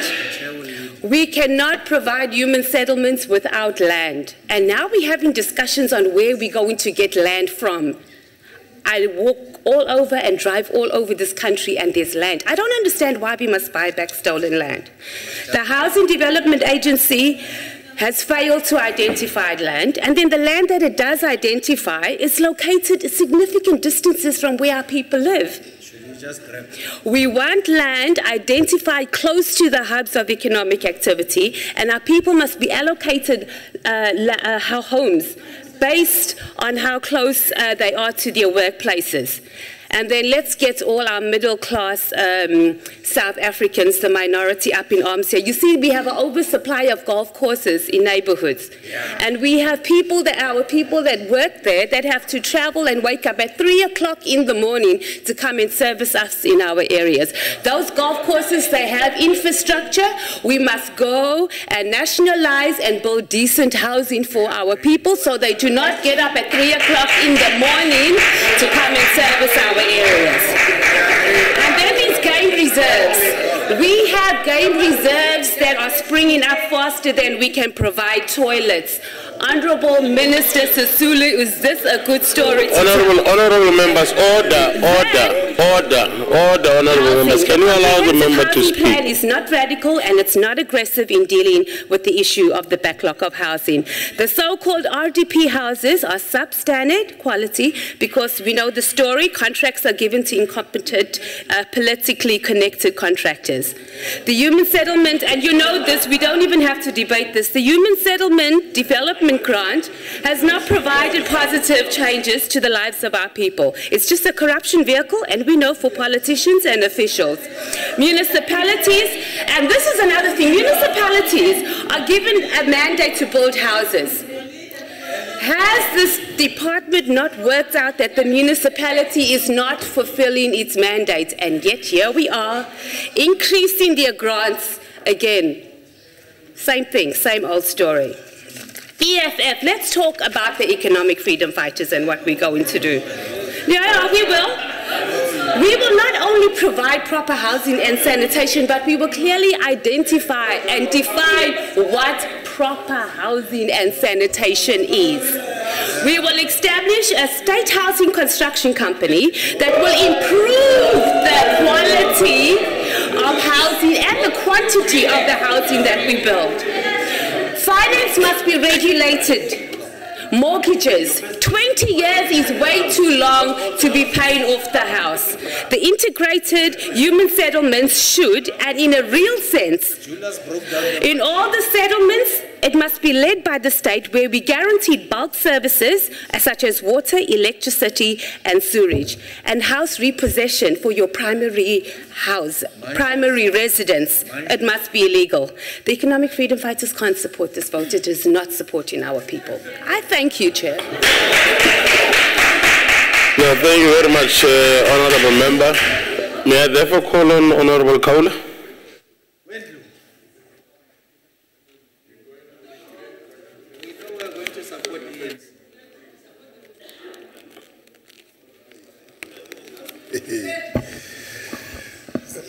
Ngiyathokoza umusa wakho sihlalo hloniphekile. Honorable Chairperson, Deputy Chairperson, Honorable Minister of Human Settlements, Honorable Deputy Minister. If you starve rural people, they die. And if you starve urban people, they riot. This is the kind of thinking that seems to be driving the decisions of the Human Settlements Department around the funding of projects. For as long as the bulk of the department's budget continues to flood the big cities and secondary cities, people will continue flocking into the cities unnecessarily. This in the course of events creates a never-ending cycle of the mushrooming of informal settlements around the cities. We still find many of our hostels with living standards that would be worse even than animals. Very few of our hostel dwellers have reasonable access to the most basic services of water and sanitation. Honourable Minister, the Urban Settlements Development Grant does not reflect a fair spread of the resources amongst the provinces. For example, according to Statistics South Africa, KwaZulu-Natal is the second most populated province behind Gauteng. But the allocations in this grant give the bulk of 4.9 billion rands to Gauteng. The reason is that Gauteng has 3 metropolitan cities and KwaZulu-Natal has only 1 metropolitan city. It is even worse for provinces that do not have a metropolitan city because they receive absolutely nothing in this grant. Hence, this grant shares 10.2 billion rand for 2014-15, 10.6 billion rand for 2015-16, and 11.2 billion rand for 2016-17 among only 5 provinces: Eastern Cape, Free State, Gauteng, KwaZulu-Natal, Western Cape, only because they have metropolitan cities. Out of a total budget of 30.5 billion for 2014-15, the National Department's operational budget is a mere 8,284,000. 29.6 billion is grants and transfers. The grants utilized by other levels of government on your behalf, Honourable Minister, do not always produce quality work. The shady work they produce is done on your behalf. Whilst accreditation to solve this problem is a step in the right direction, the other contributing factor to be sorted out is the issue of chronism and favoritism in the awarding of contracts. One gets the sense that the department has lost touch with many of the needs of the people they are supposed to serve. There are many things that the department has accomplished and should be commended on, but the slow pace of delivery, the inability to deal effectively with corrupt practices in the department, not acting on the concerns of the people, and the inability to hold MSs responsible has eroded trust that people have in the department. Just yesterday, the public protector had a report-back meeting in Hambanati Township in KwaZulu-Natal in Tongati. A house was shown there, which on records of the department is a house delivered, but in actual fact, it's a toilet. We have many instances like those still taking place on the ground. The Inkatha Freedom Party urges the minister to take on the plight of our most vulnerable, to not stand to trickle-freaking of service delivery in this department, and to not tolerate departmental budget underspending, especially in the provinces and the municipalities. Ngiyathokoza, sihlalo hloniphekile. Honorable Matigizela.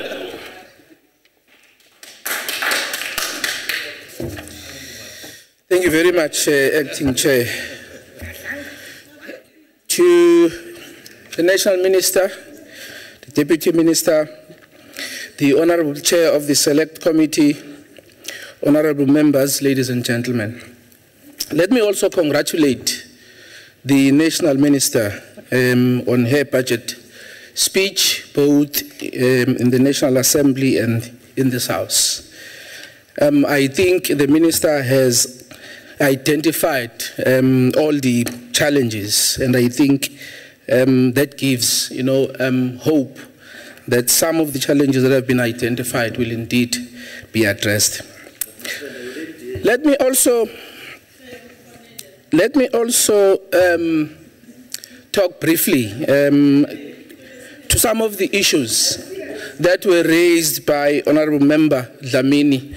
And I also need to remind this Honorable Member Dlamini in this House that the problem that we are faced with, particularly in Luandle, were not the cause of the City of Cape Town nor the provincial government of the Western Cape.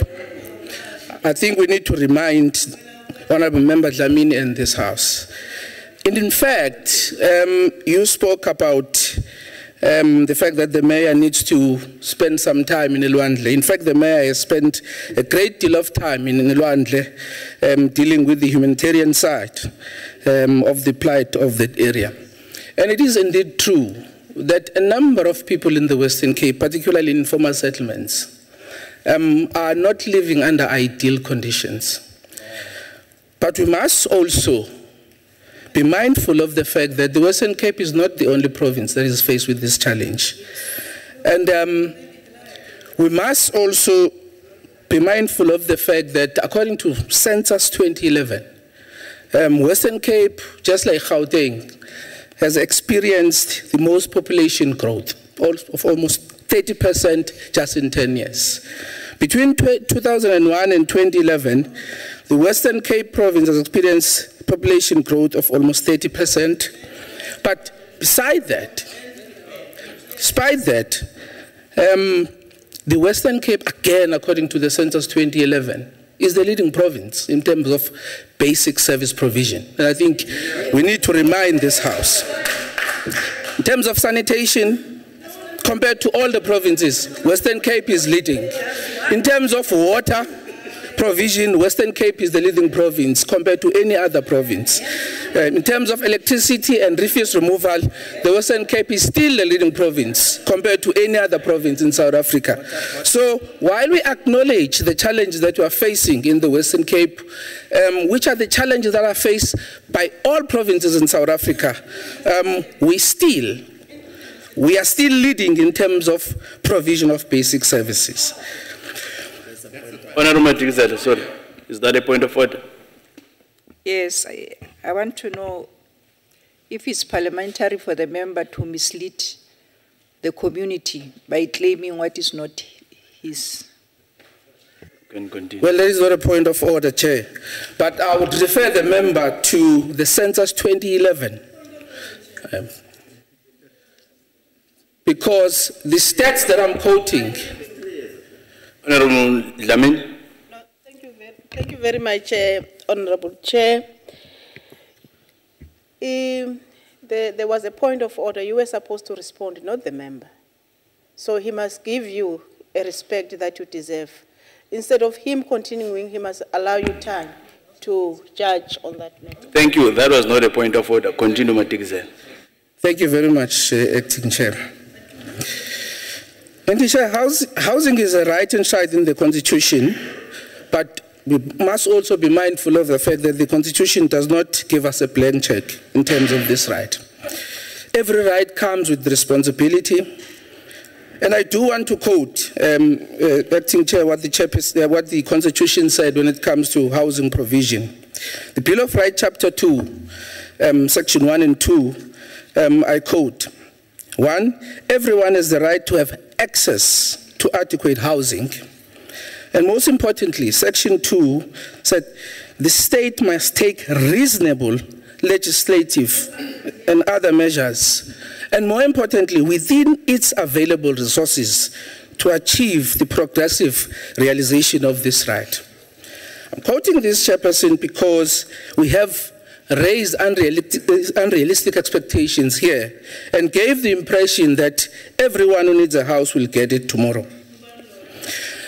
We also have a challenge, Acting Chair, a situation where the waiting list is manipulated and more emphasis needs to be given on this. In the Western Cape, for example, in 2012, we started a program, we call it the Housing Demand Database Improvement Program, in order to ensure that we review the waiting list of all the municipalities so that the right and the most deserving people are the ones who are prioritized in the housing provision. Again, Acting Chair, we are sitting on a ticking time bomb in terms of the backlog in infrastructure. In Western Cape alone, we have 26 billion rands backlog in terms of infrastructure. And I think more attention needs to be given to this.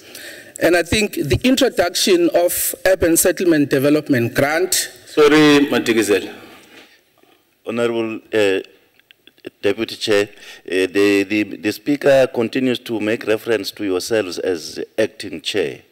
In fact, you are an house chair.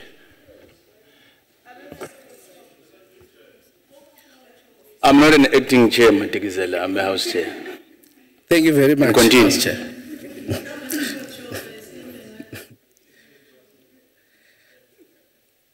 Now, the utilization of the USDG, as was pointed out by a number of speakers, need to be closely monitored, particularly at the municipal level. And I'm happy that SALCA is also part of this debate because we are facing some challenges in the manner in which some of the municipalities are using this grant. It is not going to what it is intended for in terms of making sure that we are dealing with challenges of infrastructure. Chair, this morning, Minister, just to address the Minister through you, Chair, this morning I had a meeting with the group that is representing people with special needs. And I think in 2012, the Western Cape Department of Human Settlements submitted a proposal to review the policy so that we are able to accommodate institutions that are looking after people with special needs. And I'm happy because you touch on this in your speech, that we will be able to speed the process up so that we are able to finalize that process and be able to provide subsidy for institutions that are looking after people with special needs. The title deeds backlog, again, it's an issue that the Minister touched on, but I also do want to caution, Minister, on the target that we have set for ourselves as Department of Human Settlements, that while I agree with the Minister that we must eradicate the title deeds backlog by 2019, but we must also deal with the problem, Madam Minister, where there are a number of people in the houses that have been built by government over the years, where you find that the people who are living there now are not the original beneficiaries. Because in most areas where there's still a backlog in terms of title deeds, people who are living there are not the original beneficiaries. And we need to find a way to make sure that we deal with that particular challenge. The alternative building technologies, again, in the Western Cape, we are the only province that has started a project where we are building almost 2,000 houses using alternative building technologies. And it's one of the issues that was touched on, but I think we must also appreciate some of the challenges that we are faced with, because most of the material that is used when using the alternative building technologies is not produced in the country. So we also need to really look at that. The preemptive right clause, one of the challenges that we are sitting with, Chair, through you, Chair, Minister, is the fact that a number of these people are selling these houses informally. And it's very, very difficult for us as government to pick up these sales. Because the only way for us to be able to pick up these sales is when they are happening formally. And I think there are unintended consequences as a result of the preemptive right clause, which said people can only sell these houses once they are 8 years, after 8 years.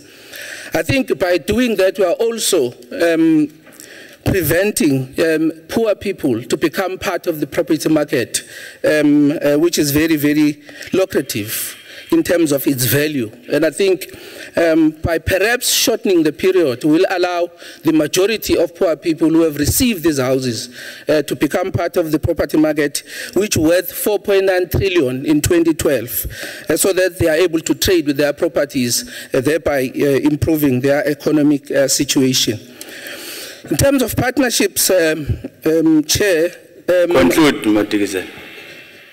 In terms of partnerships, again, we have started a partnership with the Agri-Reverse Cup where we are going to look after farm workers, which is one of a very good partnership where I think a number of provinces can take a lead from this partnership and be able to take care of the farm workers.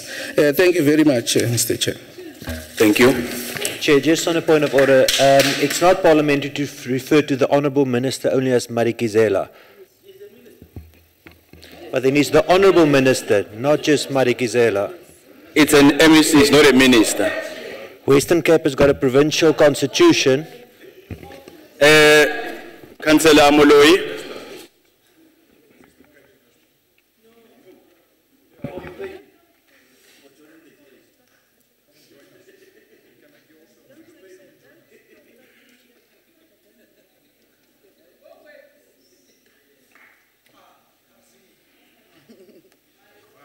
Dumelang bagaetsho ke rata go tseya tšhono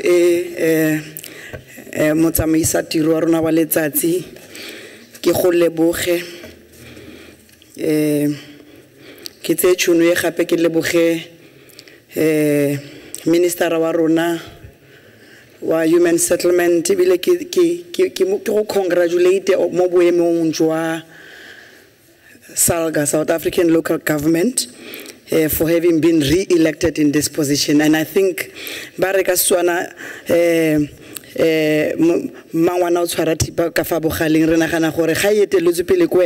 things are going to change and for the better. Our Deputy Minister and MECs present today, our Acting Chief Whip of the NCOP, and the Chair of the Select Committee, honorable members, and ladies and gentlemen. Firstly, as SALGA, we would like to applaud the Minister on a clear-cut and insightful speech, which set out in plain, simple terms what the department intends to achieve in 100 days, 1 year, and by the end of the term of this administration. We could not ask for a clearer call to action, Minister. Thank you. And on our part, ladies and gentlemen, honorable members, let us be clear as well, because we, as SALGA, we intend to be part of the solution, not of the problem. And the Minister demands nothing short of a total mobilization of society around housing provision, a Marshall Plan for human settlement. And this House today, we would therefore like to express our clear and deliberate commitment as organized local government on behalf of all our municipalities in the country to doing our part to make this happen, Minister. And achieving our target of delivering 1.5 million houses over a period of 5 years will not only require a doubling of capacity of instruments and the vehicles currently used. It will require, Minister, the new instruments, the new vehicles, the new delivery models. And on the same breath, honorable members, we are pleased that reaching resolution on the issue of the accreditation and assignment of municipalities is a top priority of the Minister's first 100 days. We are pleased about that. And the matter, we reiterate in the fact that this is urgent, and we therefore welcome the Minister's acknowledgement of the negative impact and uncertainty that this has had on the municipalities, the provinces, and the sector itself.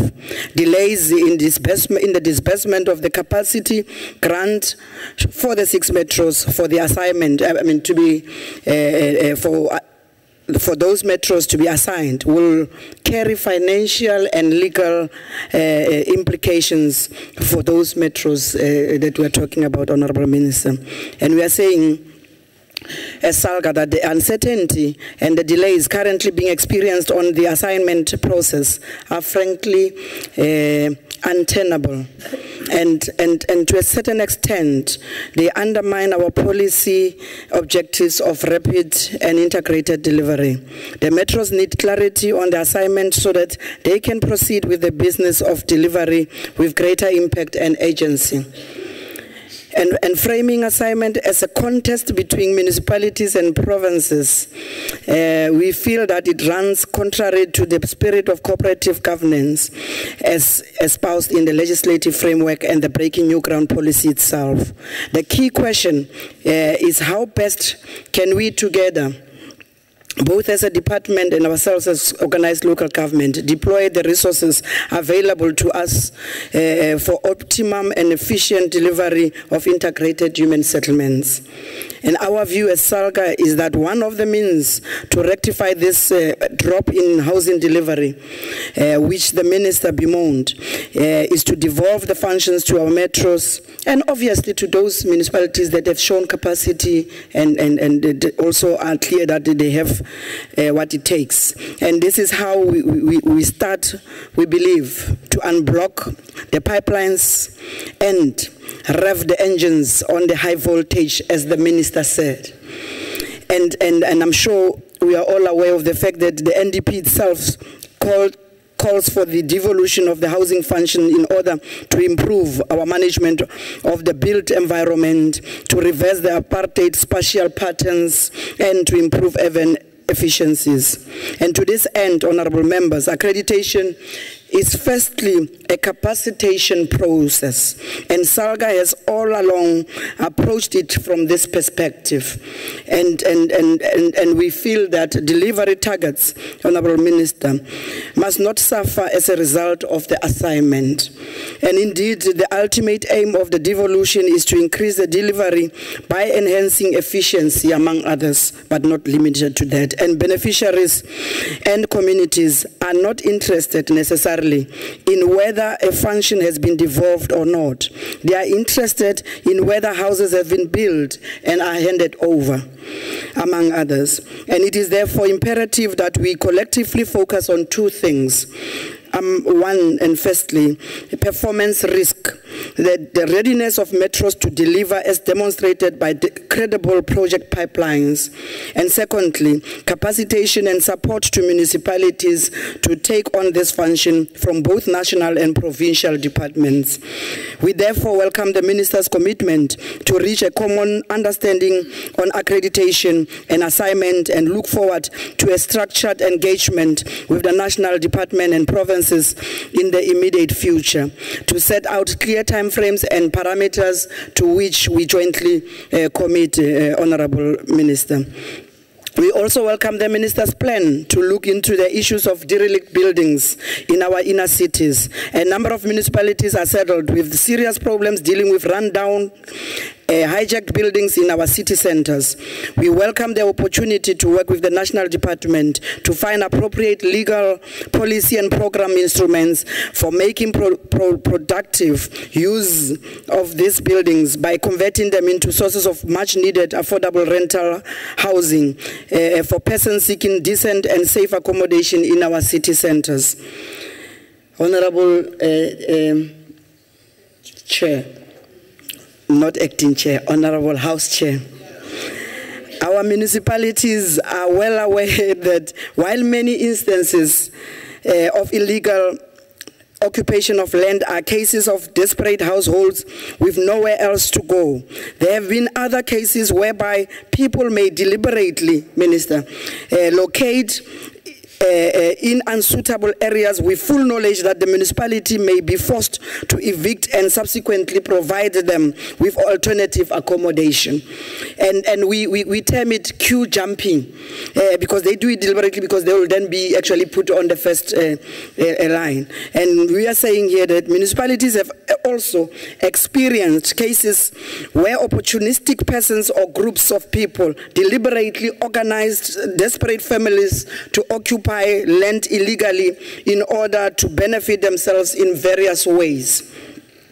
We must also be mindful that the ultimate aim is to prevent illegal occupation of land in the first place, and the enforcement of municipal bylaws in this regard, Minister, is thus another critical part of the whole picture.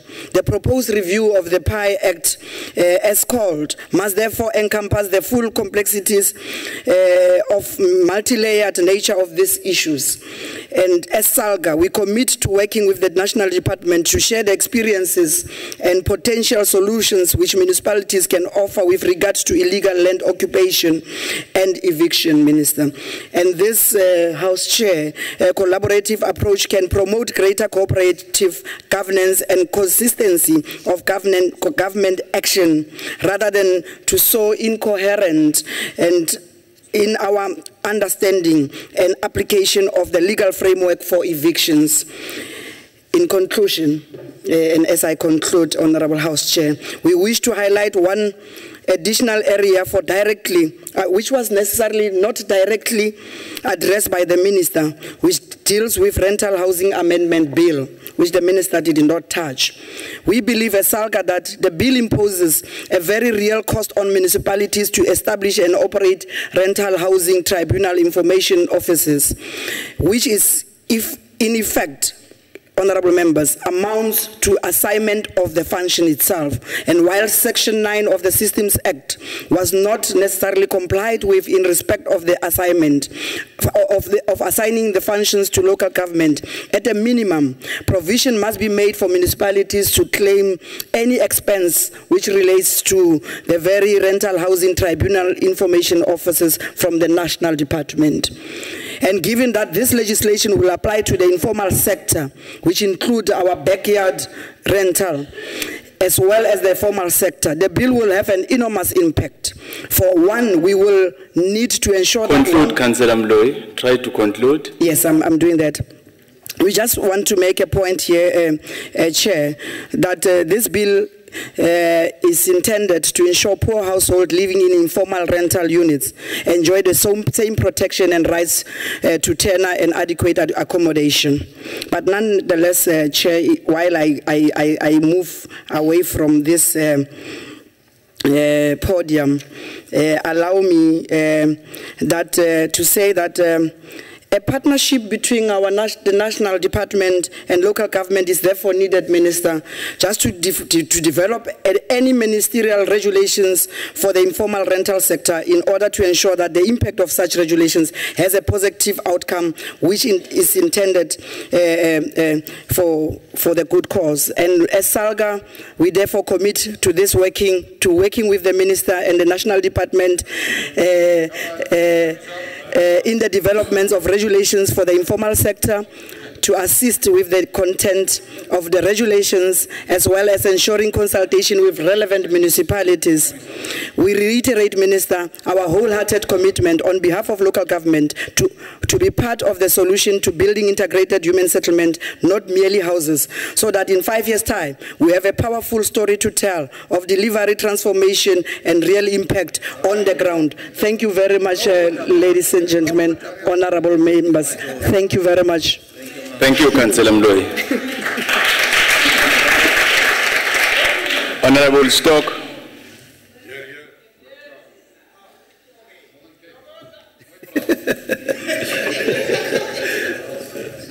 Thank you very much, Honorable Chair. The Minister of Human Settlement, the Deputy Minister, Deputy Chair of the NCOP, honorable members, MECs present here today, ladies and gentlemen. It is indeed an honor and distinct privilege for me to participate in the debate on the budget vote of women settlement. Honorable Chair, this debate on the budget vote of women's settlement is taking place at a time when we are mourning the passing of an ANC member of parliament, who was a former chief whip of the NCOP and the deputy president of the ANC Women's League. Honorable members, tomorrow on the 18th of July is the birthday of the world's icon and the first president of the democratic South Africa, Tata Nelson Rolihlahla Mandela. So all of us, as we are proceeding to that day tomorrow, will be taking the cue from the President of the Republic, Honorable President Jacob Zuma, to commit ourselves to the cleaning programs tomorrow. Honorable Chairperson, allow me to also clarify a few sounds which were made by honorable members when they ascended to the podium. One of those honorable members is Honorable Herman Groenewald. He spoke about the construction of housing in Marikana. I think it's something that must be corrected because he also indicated that the Honorable President indicated, I think about 5 years ago, and committed that there's housing that is going to be built in Marikana. But up to so far, nothing has started. I think I must actually clarify the Honorable Member that in terms of the ANC-led policy, ANC-led government policies, the manifesto of the ruling party, our understanding of the concept of human settlement is not only about building houses. We don't just get in and then we build houses. It goes beyond that.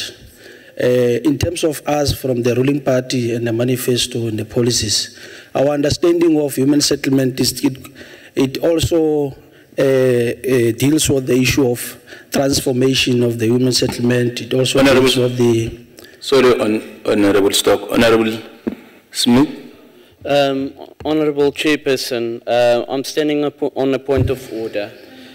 Honorable Chairperson, it is quite misleading to say that it is the ruling party. We are not Is that a point of order? What is the point of order?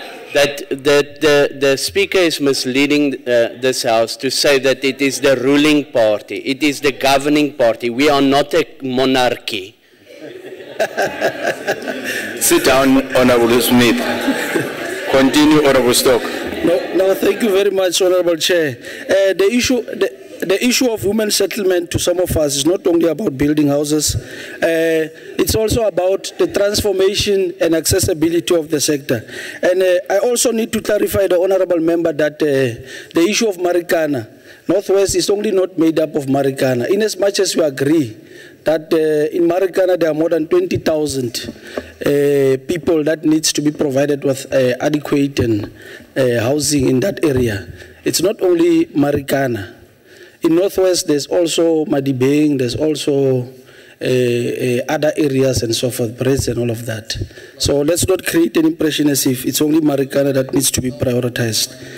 And the Minister in her speech, she has also indicated the fact that for the next coming 5 years, as part of the priorities of the department is going to focus on the development of the mining towns. And that concept of the development of the mining towns, to a large extent, does not only focus on one class in the society. It focuses on a different classes in the society. For an example, the concept of mixed development, as actually highlighted in the human settlement policy perspective, is that in Marikana, for an example, when the department goes there for human settlement development, when they arrive in that area, you get a situation where there are low-income earners, which ends between the areas of 3,500 to 7,000 and all of that.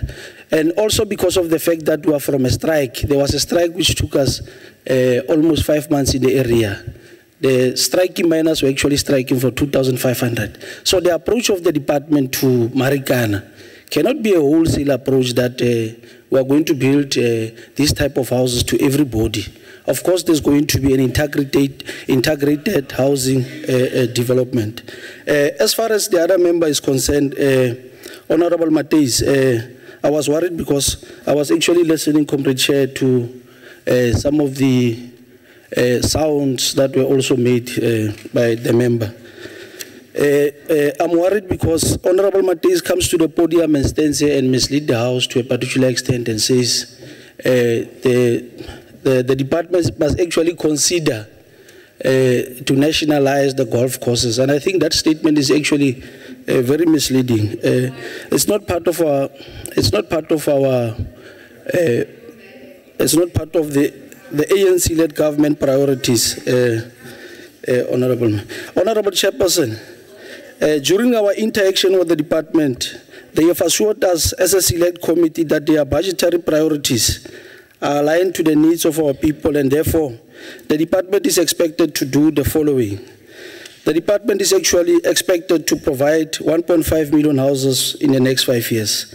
They are also expected to accelerate the provision of basic services and infrastructure in all existing informal settlements, to mobilize for the supply of affordable housing to teachers, nurses, police officers, and etc., and also to deal with the issue of elimination of the backlog of title deeds. We must, Honorable Chairperson, also recognize the scale of the demographic and economic challenges that continue to hinder our objective of sustainable human settlement for all. Earlier on, the Honorable Member, the so-called Minister from the Provincial Government of Western Cape, has actually incorrectly stated the stats of South Africa, the actual stats. So I am actually taking opportunity to give this House the proper stats that the Honorable Member was trying actually to give us information and take us into confidence about. The correct stats in terms of census 2001, the results show that we have over 1.2 million households living in informal settlements. And then we've got an increase of almost 20% since 1996. And this is the highest concentrations of informal settlements which live in metropolitan areas, which are also facing the largest migration from the poorer provinces. The democratic growth and migration is also driving the growth of informal settlements, which today numbers almost 2,700 compared to 300 in 1994. And that's the correct stats, Honorable Chair. The Constitution of the Republic places an obligation on the state to provide access to adequate housing to its citizens. The Comprehensive Plan for the Development of Sustainable Human Settlement, approved in 2005, and the Revised Housing Code, published in 2009, mark a conceptual shift away from the mandate of providing shelter to supporting the residential property market.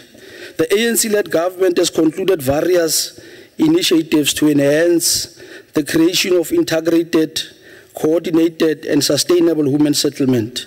The Vision 2030 speaks to de-racializing our society and the idea to build social cohesion within our communities. The National Development Plan calls for an expansion in our program of informal settlement upgrading and for municipalities to develop new planning instruments to regularize informal settlements and recognize the validity of incremental forms of tenure.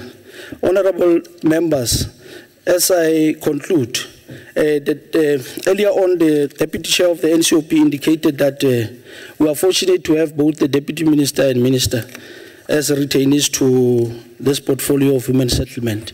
So in as much as they were actually appointed on the 5th Parliament, it's actually good because some of the projects that they initiated in the past when they were leading this particular portfolio or the department, it will be a continuation for them also to carry on towards the implementation of such programs.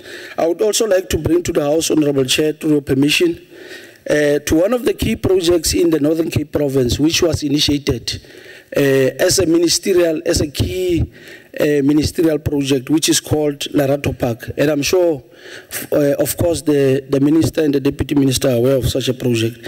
I'm actually bringing this project to the attention of the House again because it's one of the good stories of the ANC-led government. It's a project which was started and the first phase of the project has been completed.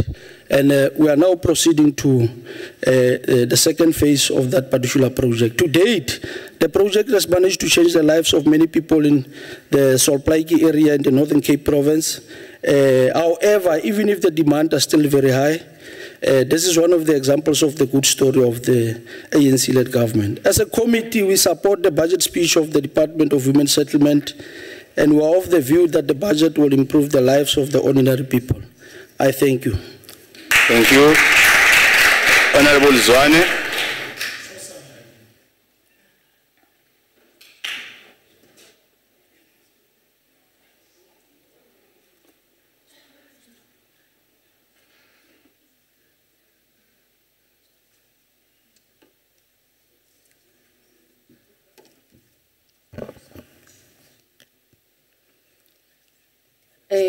Chairperson of the House, Honorable Minister and the Deputy Minister, Honorable Members, and then the representative of SALGA and MECs present. Let me take this opportunity to participate in this debate of human settlements. Firstly, I would like to take this opportunity to thank the insightful and very inspiring address by the Minister of Human Settlements. It is true that when you want work done, give it to a woman. And you've actually given us hope that as you take over and becoming in charge of this department, a lot is going to happen in terms of improving the lives of the people that you are leading as the governing party. I was particularly impressed by the fact that you say during the Women's Month, you are going to allocate 2,000 units to be built by women, and in recognition of the efforts of women in the struggle for liberation, because today we are in this chamber because of the struggle that they went into on our behalf. So we really do appreciate that. Secondly, I was also very impressed with your program that you are actually beginning. I know that policy had not been finalized, the EMVA houses, the houses for military veterans. I really do appreciate that because they had a lot of contribution. So those people cannot be just dead and forgotten. We need to do something because we are where we are because of their contribution as well. I know that in KZN, something had been started by the private sector in partnership with the provincial government. Beginning of 2014, about 4 very beautiful houses had been built by the private sector in partnership with the provincial government on this program. So we really do appreciate that as well. And then I want to come to the issue raised by Honorable Groenewald. Firstly, I was a bit taken aback when you demonstrate that in this house, in this august house. Oh, he ran away. Okay, I'm going to reply him all the same. You demonstrate that you actually are not aware of what is actually happening in your constituents. I mean, members are expected by the electorate to know what is happening in their constituencies. So we take note of the fact that there is a member here who does not know what is happening in his constituents. That is the first thing. The second thing, you are raising the issue about Ngutu in KZN. And you are deliberately forgetting to tell this House that in KZN is one province that beat all the other provinces in housing development. KZN built 25,000 units in 2013 alone, beating even Gauteng, Honorable MEC. So you need to highlight that as well and balance your talk. And the other thing is that you've got a lot of homework. You gave the minister a lot of homework to do in terms of addressing this issue and that issue. I'm going to give you your homework before I end my speech. Just listen. Just listen. I'm going to give you your homework.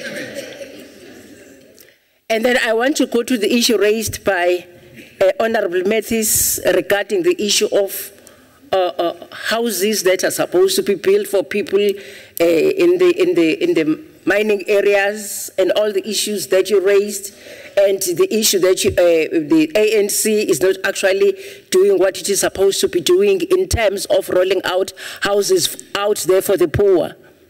What would you say of a leader that demolishes a 3 million worth of a house in the hope that he's going to build a multi-million rent house and claim to represent the poor? What do you say of such a leader? Honorable Groenewald is also raising the issue of contractors that get given work because they are politically connected. In Cape Town, ASLA is one contractor that is always given work, and those that were previously disadvantaged are not given an opportunity to do work in terms of construction is concerned. So look at Home First. The shoddy workmanship that everybody is complaining about, that is an unintended consequence of the empowerment of a black person. Uma abantu singabanika umsebenzi ngoba sithi abantu abazokwenza umsebenzi ustay on, ngoba sithi abantu abazokwenza umsebenzi kuphela uMarie and Roberts, we're not going to reach anywhere. At some stage you have got to take risks in order to develop our own people. Okokuqala nje, the education system yayiba deprive abantu abamnyama in these specialized fields. Siyambonga ke u-administration kaMsholozi ukuthi uthe mangabe ethatha over from his predecessors, ethatha lenqola ayipusha forward, wathi reconfigure the Department of Housing into human settlements. And as a result thereof, he called upon all the other government departments to align themselves with the priorities of government. And to that extent, human settlements, producer graduate, go civil engineering, go architecture, go land survey, and all the other related fields. Ngamangala ukuthi uFervuth uthini la ekhona ngoba wathi mathematics ayingafundiswa abantu abamnyama ngoba what are they going to do with it ngoba ubona umqondo wabo ufanele manje baqanda inkuni benzele omesisi itiye angazi ukuthi la ekhona uthini namhlanje. No, I'm not using the race card. The evil that man does lives after them, said Shakespeare. The evil of apartheid is living with you. So blame your forebears, not us. Yes. And then the other issue that, no, I'm not concluding anything. Another issue that people keep raising regarding the issue of crime, as if the ANC government is not serious about fighting crime. In the very department, there is an anti-corruption directorate that has been established. And listen to what they've done. Nothing works. There has been 46 arrests. So, there has been 49 court cases. 5 disciplinary cases. Honorable Zwane. 38 cases. Honorable Zwane, hold the bit. What more do you want? Honorable Zwane, a second. Honorable Smith. Honorable Chairperson, I'm standing on a point of order. The Speaker is not keeping to the debate. She's off the debate. That is not. It's totally off the debate. I mean, how does it? Order, honourable members. That is not a point of order. Sit down. Honourable Zwane, continue. You feel this thing, all right? Job creation.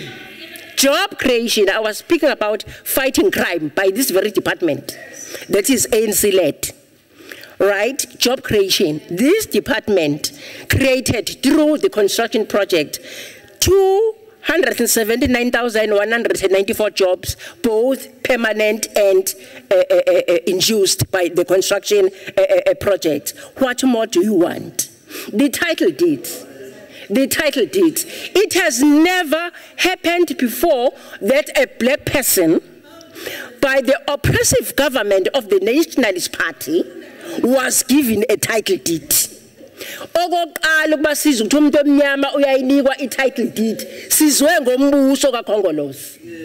Baqala abantu ukuthi mangabe kuhandover izindlu bathole nani nama-title deed ngoba indaba yobumnikazi bekuyindaba yabebala. Coming back to you, Mr. Groenewald, take an exercise book and write your homework. I was not part of that. Don't blame me about that.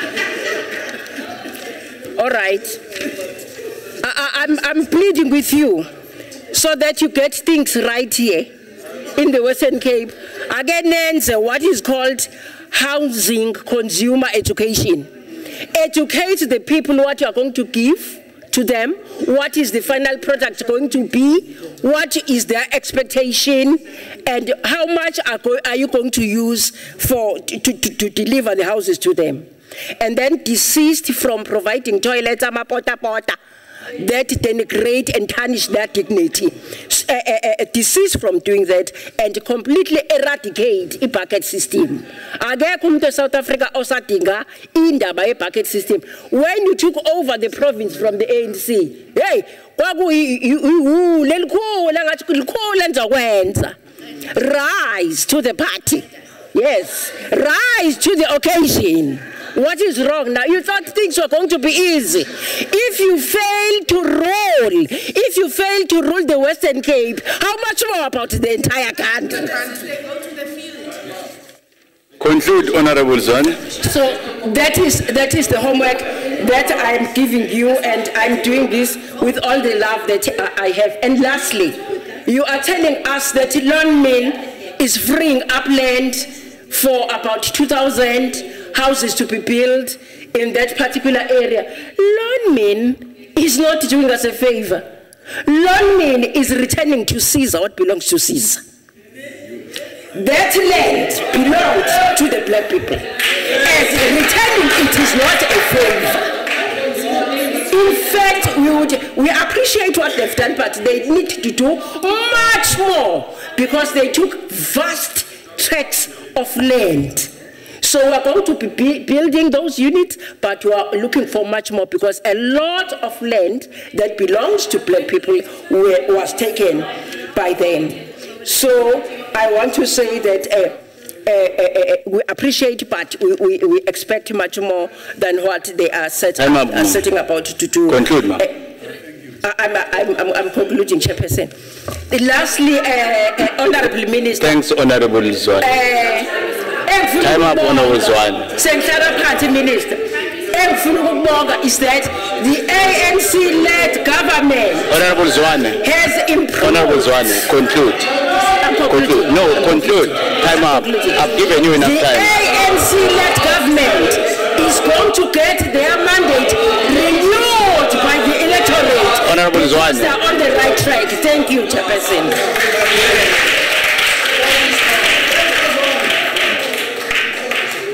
Honorable Chairperson. The first thing you are not recognized. Okay. You are recognized. Honorable Member. Mhlala ngaphambili ndifuna ukuqonda into yokuba ngumthetho wa lendlu na into yokuba athi ngoku somnqandile into yokuba ixesha lakhe liphelile aqhubeke athethe. Is it parliamentary? Honorable Member, take your seat. Let me also remind you that if you might have noticed, I've given almost all of you, I've treated all of you fairly and the same way. I'm mindful that it's still part of the learning curve, and I don't want to be harsh. So, coming back in the next session is going to be different, but it is not only here. My only problem is that if I'm presiding and you just pick and choose, if you are consistent, you have to do it to all of them, because it's not only Honorable Zwane. I've done it to almost all of them, and deliberately, of course. Thank you. Let me take this opportunity, give it to the Honorable Minister to conclude our debate.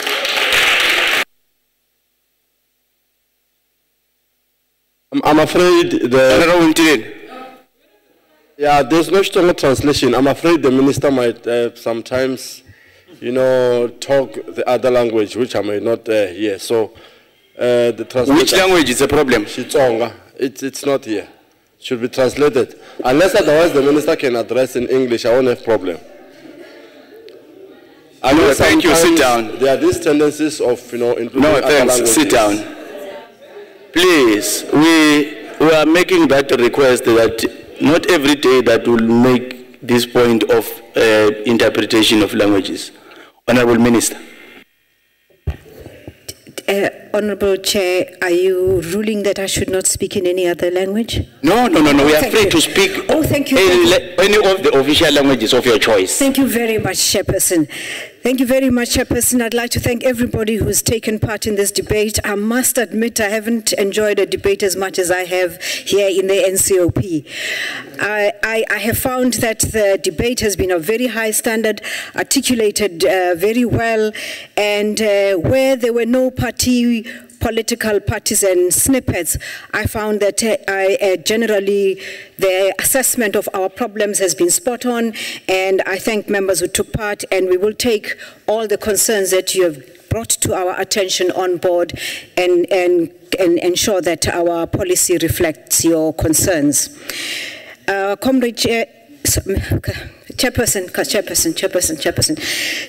I'm very glad that we are also represented by Salga here. The honorable member from Salga is normally very allergic to the Western Cape. I hope she's in good health, and the points that she has made have also been taken on board. Chairperson, I also recognize that I did recognize the Honorable MEC Mamabulo from Gauteng. I did not recognize the Honorable never. The honorable person here next to me from the Western Cape. I am the only minister in this house right now. But I do recognize an omission I made in not recognizing Honorable Matigizela. Honorable Dlamini, who is the chairperson of the Portfolio Committee, mayemake awati ukuthi ngisite kwani ungewezile nala inhlitiyweni ukuthi tecodo ngoba ngiyathi ukuthi ukubeka obala bonke lebe ngifuna ukubeka futhi waphinza wakhuluma ngeSwati ngeva nje ukuthi cha yabona sengifikile ekhaya. That is all I wanted to say in another language. Usebentile make ngiyabonga mlangeni. Even in Tonga, it's the same thing, don't worry. Honorable Groenewald here, I'm glad that he is back. Yes, the sounds that you did make sounded like you were speaking too. And I liked some of your sounds, except that I think you're historically in the wrong party. Somehow you've not aligned yourself to the fact that, South Africa belongs to all of us. And any party belongs to all of us. You can leave the DA and come and join us and just have some sense in your head. Just yesterday, I want to say to you, just yesterday, it was revealed. These DA members always want to use the Western Cape as best practice. It is actually the worst practice, especially in the delivery of housing. Just yesterday, it was revealed that the Western Cape city has not been able to use $1 billion of its capital grant. $1 billion, after it has not been able to use all the money that has been given to it on housing. I think it is a shame. Member of the EFF, yes, there has been a 30% drop in the delivery of housing in the Western Cape province. I agree. Chairperson, please protect me. Order, members. Thank you. I agree with the member of Sorry, Honorable Minister. I'd like to know whether the Honourable Minister is willing to take a question. Honourable members. If you give me more time, I would. Yeah, it's saying if he has got time, she will.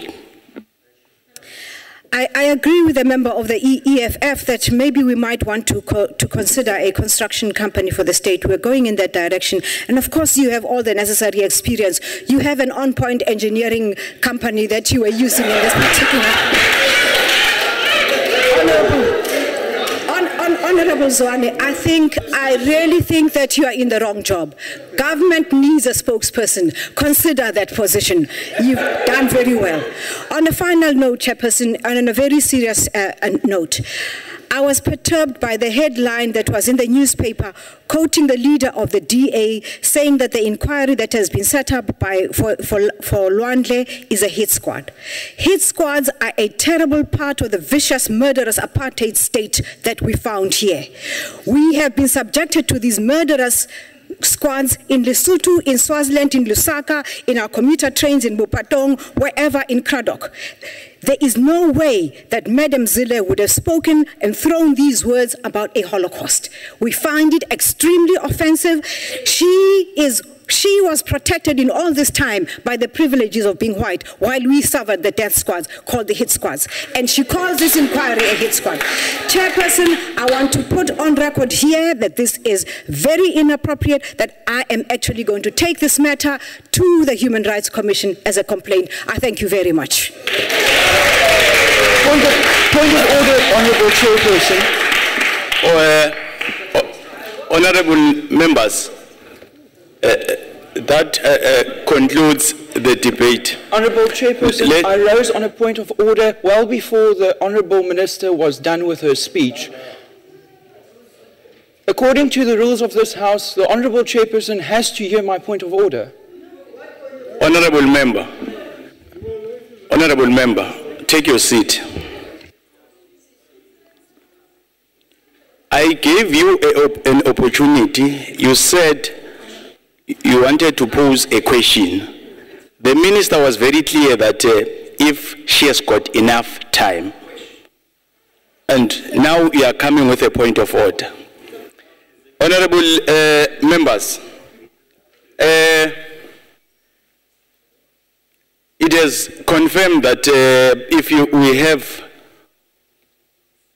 representatives from Salga and special delegates, Gauteng and Western Cape, it really confirmed what we said, that it's not going to be business as usual, it's going to be business unusual.